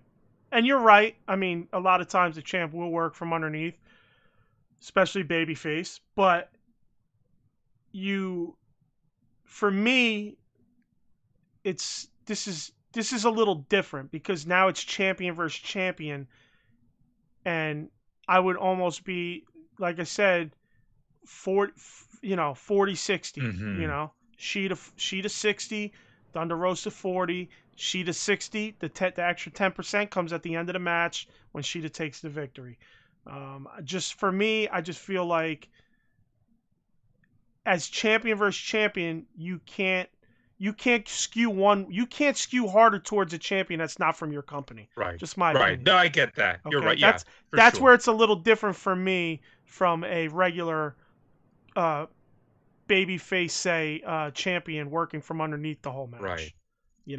So that's just right there. That's just my thought process there. So, but yeah, I see your point as well.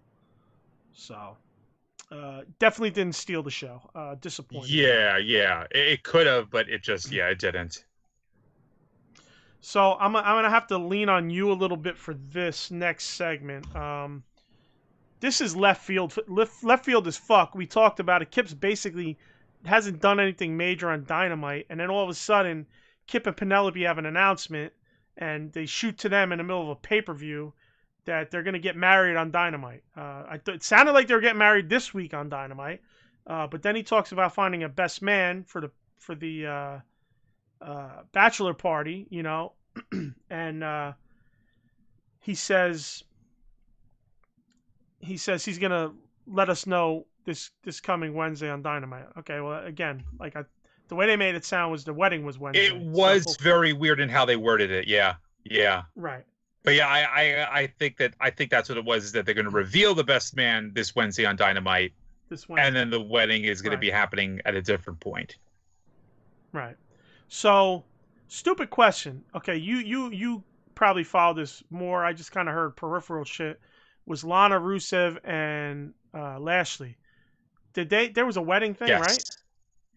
Was there a best man scenario? No. Well, no. What happened there was that Lashley and Lana were getting married, and the thing that happened, the only real swerve with that particular match was that apparently you thought that Lashley had an affair with somebody before the wedding, and then Liv Morgan comes out and it turns out that Liv had the affair with Lana. They want to introduce that angle. Okay. That was the biggest thing that really happened with that whole wedding situation. Gotcha. Yeah.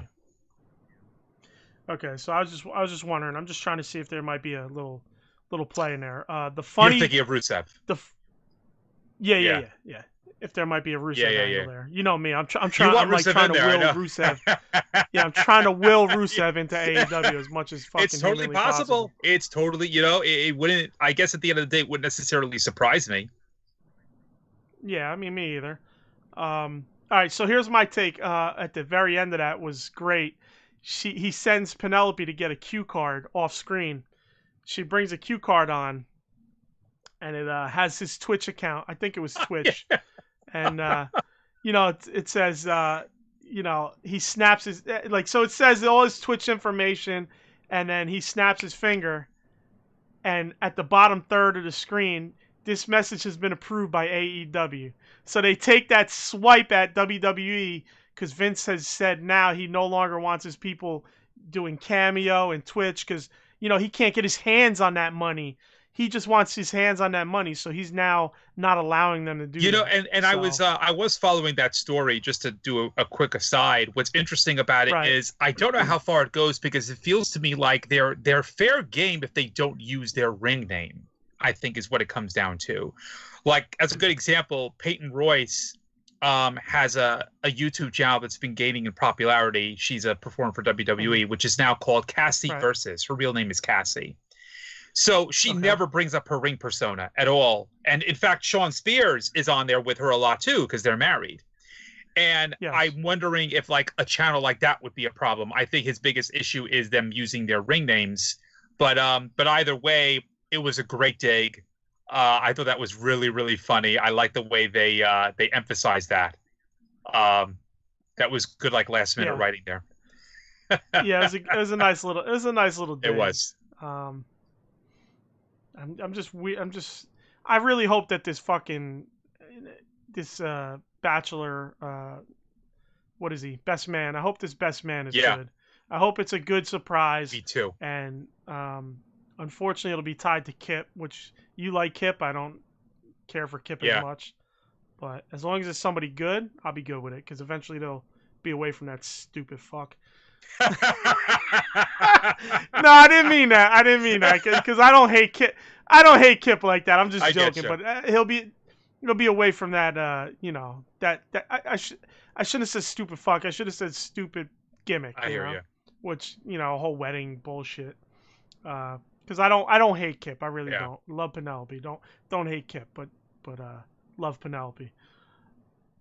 So Penelope is half the reason why he's great, but yeah, I hear you. Yeah, I mean, I don't know. I'm kind of laugh at the belly shirts. What is he? The crop top, the men crop top. Yeah. He's like, bring back men's crop tops. It's pretty funny. It's funny little story about men and crop tops. So, my uncle, right? He man, I don't even know how to explain. He's great, but he used to have the little longer hair, and I swear to God, he would come out with a gray cut off sweatshirt, crop topped out, right? And then he had these cut off shorts, kind of high, kind of too high, heterosexual as hell, bro. He's heterosexual as hell. All right. And then you remember those old Reebok high tops that were big puffy sneakers, but they were the basic ones that every guy had, like in the 80s, Yeah, and he'd have those with these giant socks on. Bro. I gotta try to find a picture and send it to you. Yeah, you need to send me that. Shit, man. He would probably kill me if I put it online, but I might even put it online for the listeners to check out. So I just block his face out, I won't say his name, but bro, it's the greatest shit you would ever. He would do it every once in a while. He'd pop out with this thing in the summertime. I'm like, what the fuck is he doing? Even as a little kid, I'm like, what is he wearing, yo? Oh man, I wouldn't be surprised if he still got the shit and he's rocking rocking it. You need a then and now. Have him wear the get up and do a then and now pose. Oh man, that'd be fucking hilarious. But so I got a kick out. The crop top thing just reminded me of that. So, all right, so let's move on to Dark Order versus Natural Nightmares. This is fucked up. I mean, this didn't go any way I thought it was gonna go. Me neither. Maybe I could see something coming out of it, but I just think, like you said, if they don't win, it makes them look weak when they already look strong. They just look strong, So for me, it was like they look. You're making them look strong, and now a couple weeks later, you're doing this. So real quick, let me pause there. Kenny says if Rusev is the best man and they feud. It will be a battle of the Twitch channels. That's Oh, funny. that's pretty good. There you go. That's a real good idea. Well, for now, I mean, if Lana Yeah, remains yeah. with WWE, that's going to be taken away real quick. But Yeah. Should just have to go by CJ. exactly. All right, so sorry, I didn't mean to cut in there, but I wanted to get Kenny's Sure. comment while it was still relevant. So, all right, get into the match. Only a couple quick things. If I don't know if you noticed this, maybe it was just me, but it looked like it. Brodie had Cardona in the corner, right? And he fucking, I'm trying to think which way he chopped him. I think he chopped him. I think he had his left shoulder and chopped him across from the left, from the right to the left. If you notice, the light was right behind Cardona. It looked like a mist of spray tan came off of fucking Brodie. He literally chopped the spray tan off of Cardona's body. So I didn't imagine this shit, right? This dude, it was brown as fuck, right? This dude must have sprayed himself like a second before coming out to the match. Have you seen him though? Like, what about 3-4 weeks ago? He looked like a fucking, I don't know what he looked like. He just looked like some color that didn't even match any human on earth. No, it was very weird, very off-putting. Yeah, he just looks so odd. That's something else that's going to make Botchamania, I have a feeling. They're going to have a lot of fun with that one. I hope somebody caught it. I hope somebody caught it. I did. Bro, the light happened to be right behind his chest, and the camera angle was facing up.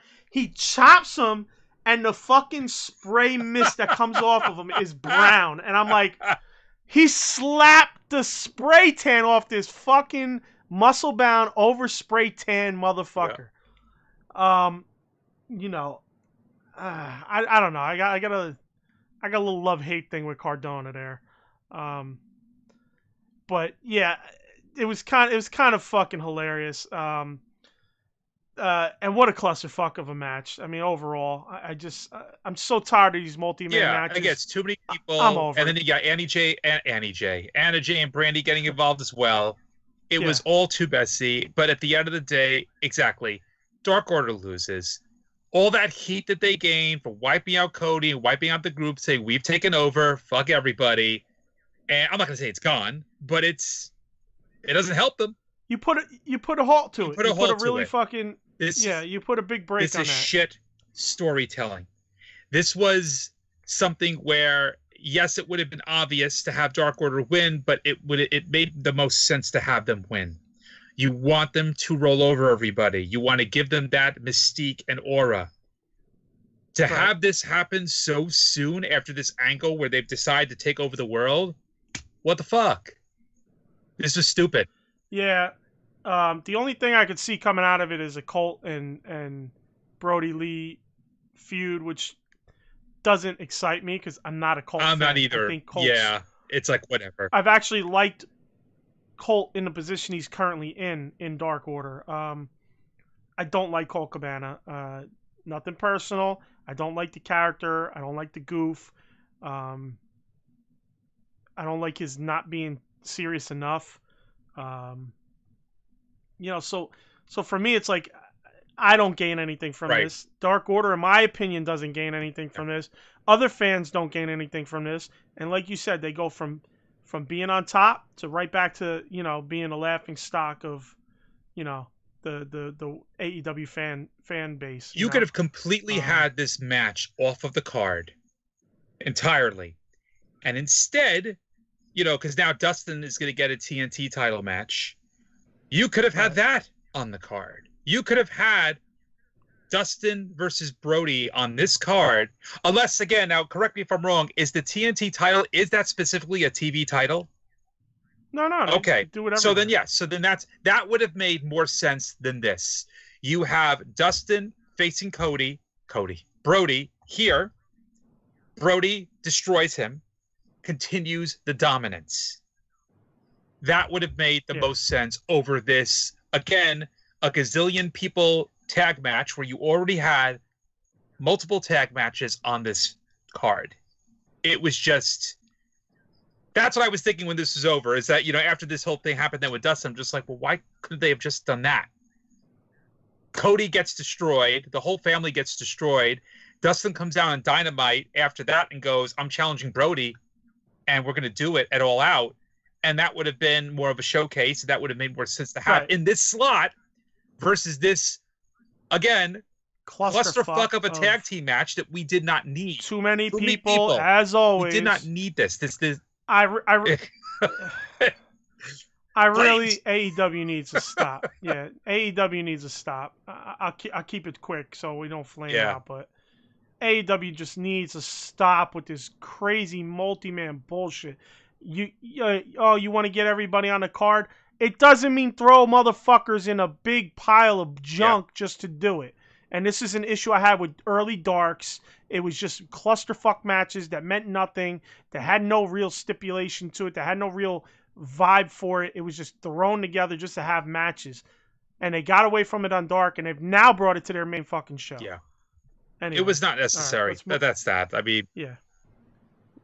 Let's move on. Dark Order, sorry you guys had to take a hit on that. And again, leads us to another tag match. Yes, but listen, this I'm fine with tag. This was fine, but I do feel like you need. Okay, if you're gonna have a tag match, let me know if you agree. You need to break it up. You're gonna have a tag match, have a singles, have a tag. You need to break it up a little bit. Should have put the Orange Cassidy and Jericho match in between. That's a good idea. You know what? That's a great idea. That would have made sense, actually. Yeah. So we get the Omega Hangman versus FTR. Not bad. Knew it was going to end on that note of, one, not new, but that's like what your thought process is. It was going to end on that note where one of them catches the other and causes the loss. Now, Omega at the end was at his wit's end. So he was ready to attack Hangman with the table. It's funny because the whole time he has a table, I'm going, bro, don't use that table because that thing is on a swivel. And that's heavy. I know those tables. They're heavy and they're on a swivel, and you're not going to be able to control the top of that. So then he finally threw it down and didn't attack him. But I will say here's my problem with how it ended versus how Kenny acted. Kenny was the one that caught Hangman with the knee, right? But then Kenny's pissed off that it cost him the match at Hangman, which kind of didn't make sense to me. I don't know why they played it that way, Maybe just Kenny's overall frustration. And I'll give it a pass for that. It's just Kenny's overall frustration at the whole scenario. Mm-hmm. But that was my takeaway there. And one last thing before you give me your side. With Kenny storming out of the building, telling the Bucks, let's go, we're getting out of here. I don't know if you heard him. He said something about bringing the cleaner. Yeah. He mentioned bringing the cleaner. Yes. So, Cleaner Kenny, which I've been wanting since fucking the Moxley match with the hints, and Cleaner Kenny that we've been talking about is looking like it's more and more going to happen. I can't wait. I need him to start looking like Cobra, fucking Sylvester Stallone and Cobra, fucking, that's how I need that crazy hair, the longer hair, fucking with the glasses. I need that Kenny. Yeah. That's all. I could just say that much. I need that Kenny. I'm glad that Kenny's happening. Let's see what happens with the Bucks. They were a little more arrogant in their match. Maybe they're taking maybe that's all finally coming together. We'll see. But what happens from here is all downhill for me because I'm looking forward to it. No more uphill for me. And real quick before you say something about the match yourself, George asks, did Omega at the end when he was leaving saying I need to clean up 100% the cleaner anger, and I reckon at Full Gear or before. Cleaner angle, I think you meant to say there, and he reckons that Full Gear. And Kenny says the cleaner has broken out of his Japanese prison and is coming to America. Yeah, exactly, George. he did say something about the cleaner. I don't know exactly what he said, but he did say something about like I got to get the cleaner or something to that effect. So yes, he did say that, and thank fucking God. I can't wait. I can't wait. I just can't wait. I just can't wait. Now, what was your take on the match and everything that went on? I liked the overall match. I did think that was weird what you were just mentioning. I was thinking about that as well. That's like, why is Omega mad? It's like he's the one who really had the fuck up. Right. And I don't know whether or not that was overall frustration or if that was just if they messed up where he was supposed to get pissed. But overall, I thought it was a smooth match otherwise. It was not anything to necessarily write home about. It told the story that it needed to. It finally has the two of them screwing up, losing the titles. I liked how it went. There was no other place this could have gone. We talked about this yesterday. We knew how this had to end. And I enjoyed the post match more than the match itself. I enjoyed how they finally decided to, okay, now we're going to get into the story here.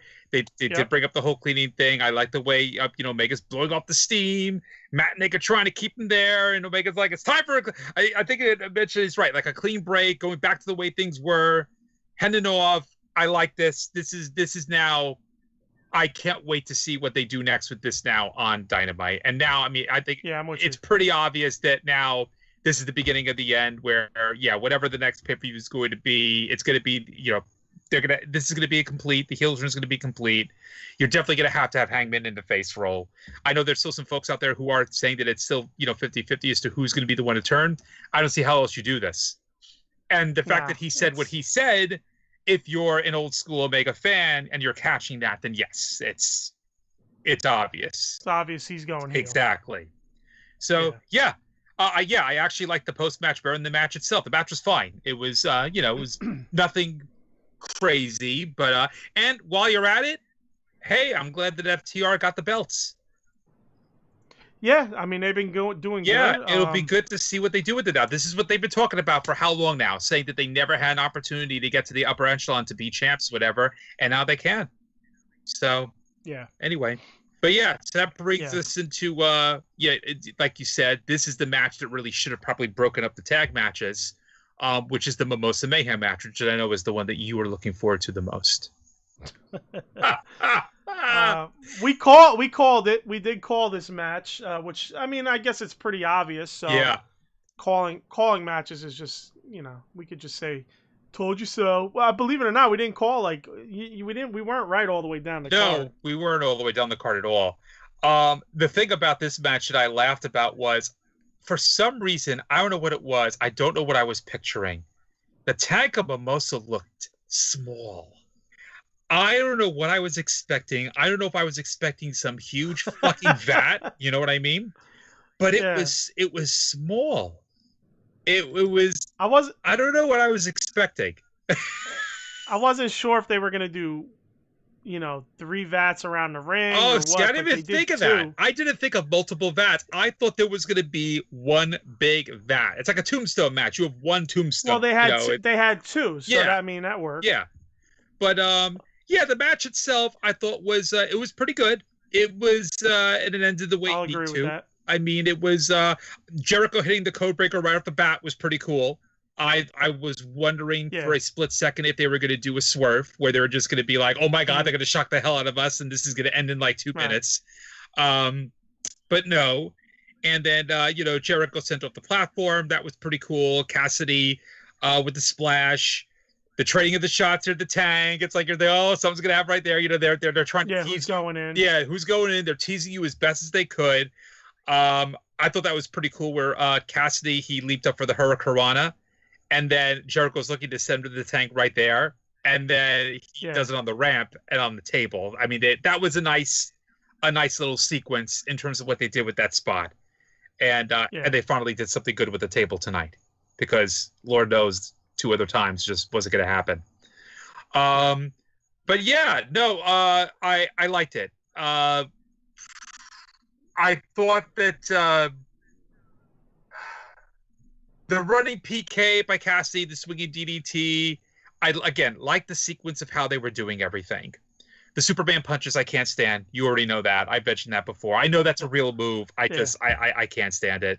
But it does make sense. And obviously, yeah, it's going to be a Superman punch that's going to send him into the mimosa.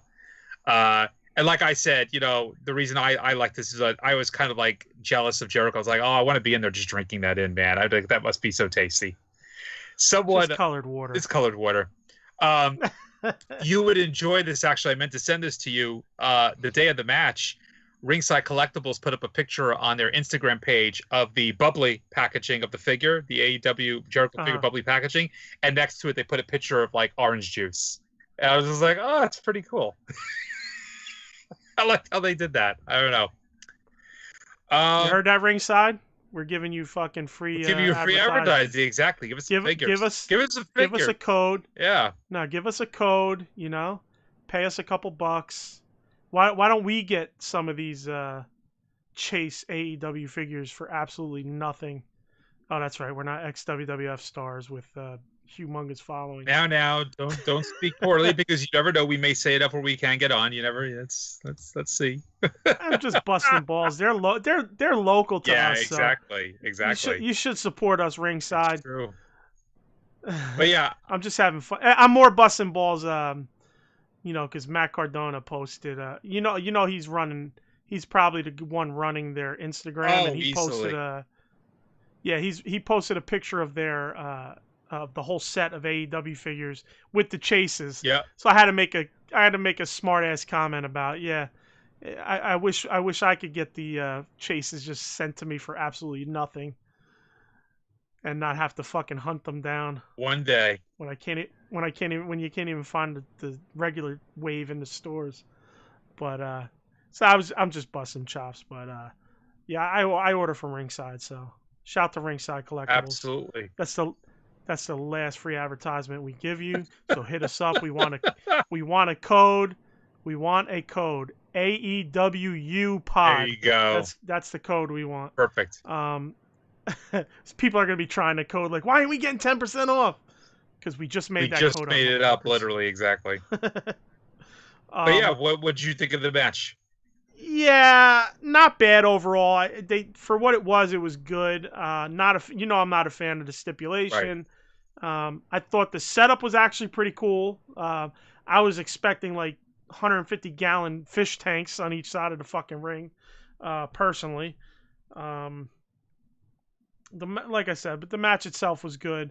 I wouldn't want to see this more of this in the future. I did during this whole match how fucked up the whole show was. I did have a sense of dread that one of them was going to accidentally fall in at the wrong time. Oh god, yeah, that's a good point. That would have gone with the theming of the show of how things were going. So right, I really just felt like the whole show. So I was just like, please have this end how it's supposed to, not somebody slip in. So every time they got close, I was like clenching my ass cheeks, and luckily it didn't happen. Mm-hmm. So, but yeah, other than that, that's all I really have on that match. It was good. I mean, the match was good. It was worked well. It went how I figured it would go, and pretty much it. Yeah. Nothing more or less about it. All right. Well, yeah. Let's go into the main event. Let's do it. We're close to running over, so this will be a nice way to close things out. There was a more biting going on in the match than I was necessarily thinking was going to be happening.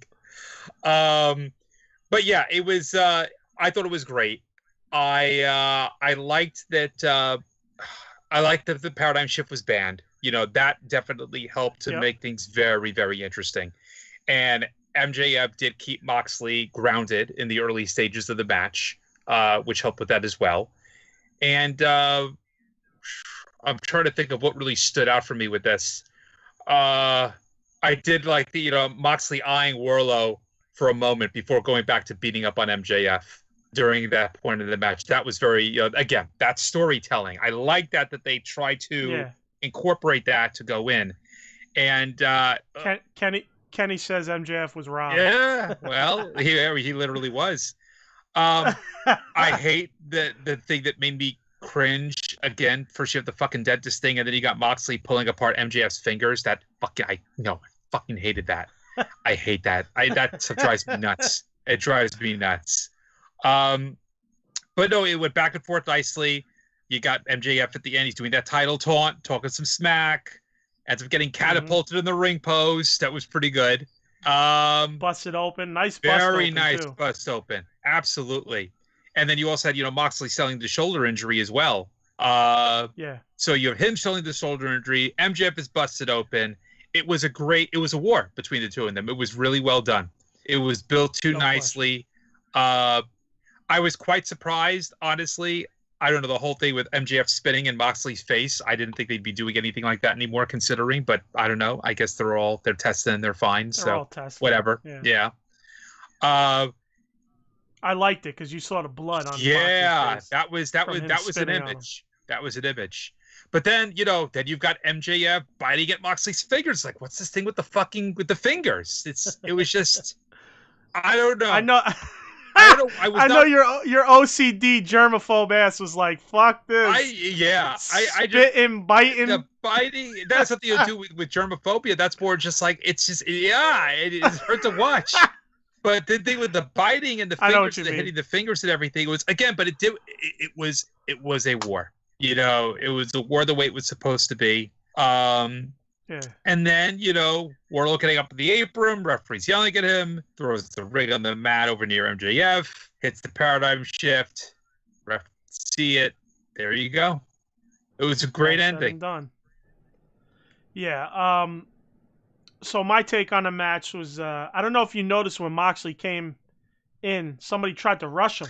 Yeah. And somebody snatched the motherfucker right before he got to him. Good security there. Very good security. I don't know if it was security or his family members snatched him up. I couldn't tell. That's a good point, actually. I wasn't. You know what? It could have been family, or it could have been somebody in plainclothes. You're right. It's hard to say. Yeah, I don't know that he would have jumped on him, but maybe just get near him. When it was like I was like, what the fuck is wrong with this person? Yeah. But for me, match of the night. This is match of the night. Both guys had a great showing. They had psychology. The working of the limbs, the selling. You're selling this work that MJF has been putting on, and the psychology behind everything all came together. It was very old school, had a great vibe. MJF got split open. It was bleeding really nice. It was pretty cool. The one time it came down through his the side of his nose and down his mouth and kind of circled around his mouth, which was pretty cool. Just the view of it. And then it eventually dried up, believe it or not. And then later on, when Moxley's been doing this in a lot of his matches lately, where he gets this furious attack going, where he'll hit you a shit ton of times and headbutt you a bunch of times, and he does it really fast and rabbit-like. And in that exchange, it opened back up, and he started bleeding again, really good again. Yeah. But for some reason, in the middle of that, he had dried up a little bit, but originally it was a really good cut and really good blood. So for me, I felt like it was very good old school work. Real quick, while I'm talking here, George says, what about the fan? If he touched him, what would have happened? COVID breach. That's a good question, man. That's shit. I didn't even think of that. And that goes to show they may have to think about more about how this is done. That it's good that they have fans in there and they got them in the pods and such, but that's a very good point. The fact that was even allowed to be close to happening. Well, Moxley comes through the crowd. I think that's the problem. They may have to look into that. That is a good thought there, George. That is really solid point. Yeah. And then Kenny says every match with MJF is match of the night, 2 pay-per-views in a row. You ain't kidding, man. You're not kidding, because I think, what was it, Jungle Boy and him put on a fucking show at Double or Nothing. So you're 100% right. And of course, Moxley's always gold. So, I love Moxley. I don't give a fuck. People used to shit on him when he was Dean Ambrose, from what I would read, but I saw something in him when he was Dean Ambrose. Mm-hmm. Like I said, I would watch little bits of things. I could just see in his movement and his wrestling that he gave a fuck and he went all out all the time. So I love Moxley. So back to what happened. I love that the heels stipulation backfired on him. He tries to cheat, distract the ref, throw in the ring. He misses the ring. The ring's on the ground, so he's got to be bending down looking for the ring. The referee's distracted by Wardlow being on the apron, and boom, paradigm shift. 1, 2, 3, gets the pin, match over, retains. Loved it. Fucking love the end. Sorry, Kenny. I love you, bro. You're always here supporting us every week, but I loved it. And MJF lives to fight another day and maybe be MJF 2021. And he didn't look, he looked great coming out of it. It's like he screwed. Looked fucking awesome. And we said that yesterday. We said that if Moxley was going to retain, he had to retain in a way that it doesn't rub anything off of MJF, and this didn't. And it set up something with Wardlow now too. So it accomplished a number of things. Yes. Yeah, where does it go with Wardlow and MJF? I still don't think they should break up. I still think that's something that I like them two together. Yeah. Yeah. But I just thought this was the match of the night. I enjoyed it. I loved it. The biting overall, not the side, yeah. Yeah, Alan's not the fan of biting. All right, so let's cap this episode off with an overall wrap. Kenny says MJF 2021. You heard it here first. For sure, bro. For sure. Let's cap this all off with overall thoughts about the card itself, the pay-per-view All Out. You wanna give your opinions? It's match of the night. It's hard to say. Match of the night. Well, this was definitely the match of the night. There's no doubt about that. I think the Moxley MJF was definitely the match of the night. It definitely was the most entertaining. It had the most going on. Yep. Give us the overall then. Man, it's really hard to say. I want to like the card more than I did. I just think there was so much messy in this show, more than there was good. So I'm probably going to have to go with maybe, I'd say a 5, I guess, down the middle. Maybe even a little bit down to a 4, just because there was so much mess up. The Hardy thing completely, ruined the entire card. I hated Dark Order losing. Again, I thought that was terrible for the storytelling perspective. The women's match, I was expecting more out of it. Could have been a little bit better. Yep. But loved the Moxley match. I loved what they did with FTR, and I loved how they advanced everything with Kenny and with Hangman. The Battle Royal was just funny. And I don't know. I think that, I want to like it more than I did. There was just so much about it that brought it down for me that I'm going to go with a 5. I'm going to say straight down the middle. I'm going to go with a 5 with it. Yeah. So my opinion on this pay-per-view was it was dog shit. It was the worst pay-per-view AEW's done. And that's saying a lot because they've done really well with pay-per-views.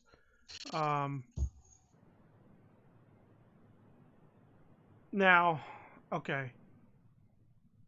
I felt like every single match, I didn't keep track of time. I felt like every single match and segment dragged on and on and on and on. I felt like matches were taking fucking forever. Maybe it was just my mindset at the time. Maybe it was just my mood. You get in moods where everything just seems like it's taking forever. Maybe it was just how shitty I thought the card was as things went on. But I just felt like this card just dragged. I felt like matches just dragged. And for me, like you said, that Sammy and Hardy situation really just put it deadened my whole spirit and mood of the show. Even though it wasn't my spirit, my thoughts on the show were still in a negative light leading into that, from what I had currently seen. But that really kind of made me hit a wall. I was disappointed in a women's match. I expected a little more. What can you do? Obviously, shit's gonna happen. But definitely the two things of the night was same as you. The main event was hands down the best thing in the night, and very well done being the best thing of the night. It wasn't just like, oh, it's a shitty card, it's the best thing of the night. It was fucking head and shoulders that would have been tops on any card at any time. Like it was such well done work by both guys, and Wardlow as well because he was there. You know, they played it well. And like you said, getting to see Kenny make that move finally and such, and seeing FTR win the titles, even though I felt the match itself was kind of way shittier than I expected because all four of them guys are fucking studs and they all can go. I was a little surprised it wasn't as good as a match as I felt it could be. But yeah, I mean, those were my top two. And I'm with you. I'm going to go 5. I won't go 4 or less. But I also can't go at a upper 7 or 8, you know. There's no way. I'll give it a 5. Like it, love it, you know, whatever you don't like my opinion, I don't give a fuck. I mean, I've seen a lot of people saying how great it was, and I honestly I can't believe anybody would really come out and say that was a great pay-per-view. You know, but you know me when I'm AEW all the way. It's all I watch. So, you know, I'm a fanboy, but I'm also a fanboy that's going to call it like it is. One last thing on the Tony Khan, Matt Hardy situation before we go, because I thought this was interesting. This is just like come out now. So after Rebby tweeted that he does have a concussion and that he's in the hospital still, Tony Khan writes, an update on Matt Hardy. It's great news. Matt's okay. We sent him to the hospital as a precaution, and he's passed the MRI and CAT scans. He doesn't have a concussion. He's being driven home right now. He's going to be at Dynamite on Wednesday night to thank you amazing fans for your support. And Rebby's completely denying that. So this is interesting. She's also saying that apparently Tony has not spoken with either of them. So this is very interesting. This is the potential to become very, very juicy as we progress with the week. Well, we'll see next week on what happens. Exactly. I mean, she seems very outspoken. So she is. You never know with her necessarily, but again, it is her husband. I don't know how much is it possible she's overplaying it? Sure, totally possible. You saw it, I saw it. I can't imagine how he did not get a concussion from that. But who knows? Yeah, of course. He was out. I just also don't see the benefit in her running the company down. The company already fucked up and everybody knows they fucked up. This is the way she is. Yeah. And I don't see, like, you're running the company down and you're not helping the scenario, which they were wrong, yes, but let Matt handle that or handle it off of social media. If you got an issue, I'm sure Tony Khan would gladly allow you to have your say. Sure. I agree. And one last note on that. It's funny because I was on social media stuff. Well, you know what? Mostly Facebook, I'll say. I wasn't on Twitter about it. But the amount of people who kind of go, if it was a work, I mean, XYZ. And I'm like, are you fucking stupid? Are you fucking stupid? If it was a work, how does it being a work even come into your mindset? The fucking visual is right there, dude. Like, you seen it happen. Oh, if this was a work, they handled it XYZ. What? Yo, listen, if you're listening to this and you even have that vocabulary of, if it was a work, bro, you are fucking stupid. I hope you still listen to our show, but you are stupid. I mean, that honestly says to me he wasn't watching the match. That's all I could say. Like, anybody who is thinking that honestly did not watch the match, because there is no way you can say that was a work. I just didn't understand. And honestly, I'm not even joking. It was more than one person. Yeah. It was a couple people and I'm like, why would you even bring up the fact, if it was a work, Okay, you lost me. So, yeah. All right, on that note, we'll go into this promotional shit here. So, uncensoredalliance.com. Like, share, subscribe. Hit the bell right now. If you're in the chat with us, hit the like button. Twitter at AEW Uncensored, one word. Email AEW Uncensored Podcast at gmail.com. Send us reviews of our show. Tell us you hate us. Tell us you love us. Whatever. You got questions you want us to read on air, send it to us. Statements, whatever. Facebook, you catch us AEW Uncensored Podcast. Just search it in Facebook. We have a page and a group. Hit us on Skype. Links in the description. From there, we'll bring you on the show live so you can join in the conversation with us. And as always, third-party apps for podcasts, we are on those. So just search us on there, AEW Uncensored Podcast. We'll pop right up. Catch us on iTunes. Rate us, subscribe, grab your friend's phone, your daughter's phone, your son's phone, your wife's phone, your girlfriend's phone, your grandma's phone, everybody's phone. Fuck it. Grab your doctor's phone, and rate us on iTunes, and like, share, subscribe on YouTube. Google Podcasts, you catch us there. Deezer, TuneIn, Stitcher, and iHeart Radio. So that's pretty much it. That's it for the week. This was a nice long one. There was a shit ton of stuff going on with the pay-per-view, 2 Darks, and the Dynamite show. So thanks for sticking with us. Thanks for all the guys in the chat. Kenny, appreciate you. George, appreciate you. I know it's very early over there. Want to say shout out to Thing, who was here earlier with us, and those who couldn't make it today. We still love you as always, and everybody listening, thanks again. And we'll see you next week. Thanks, everybody. Peace.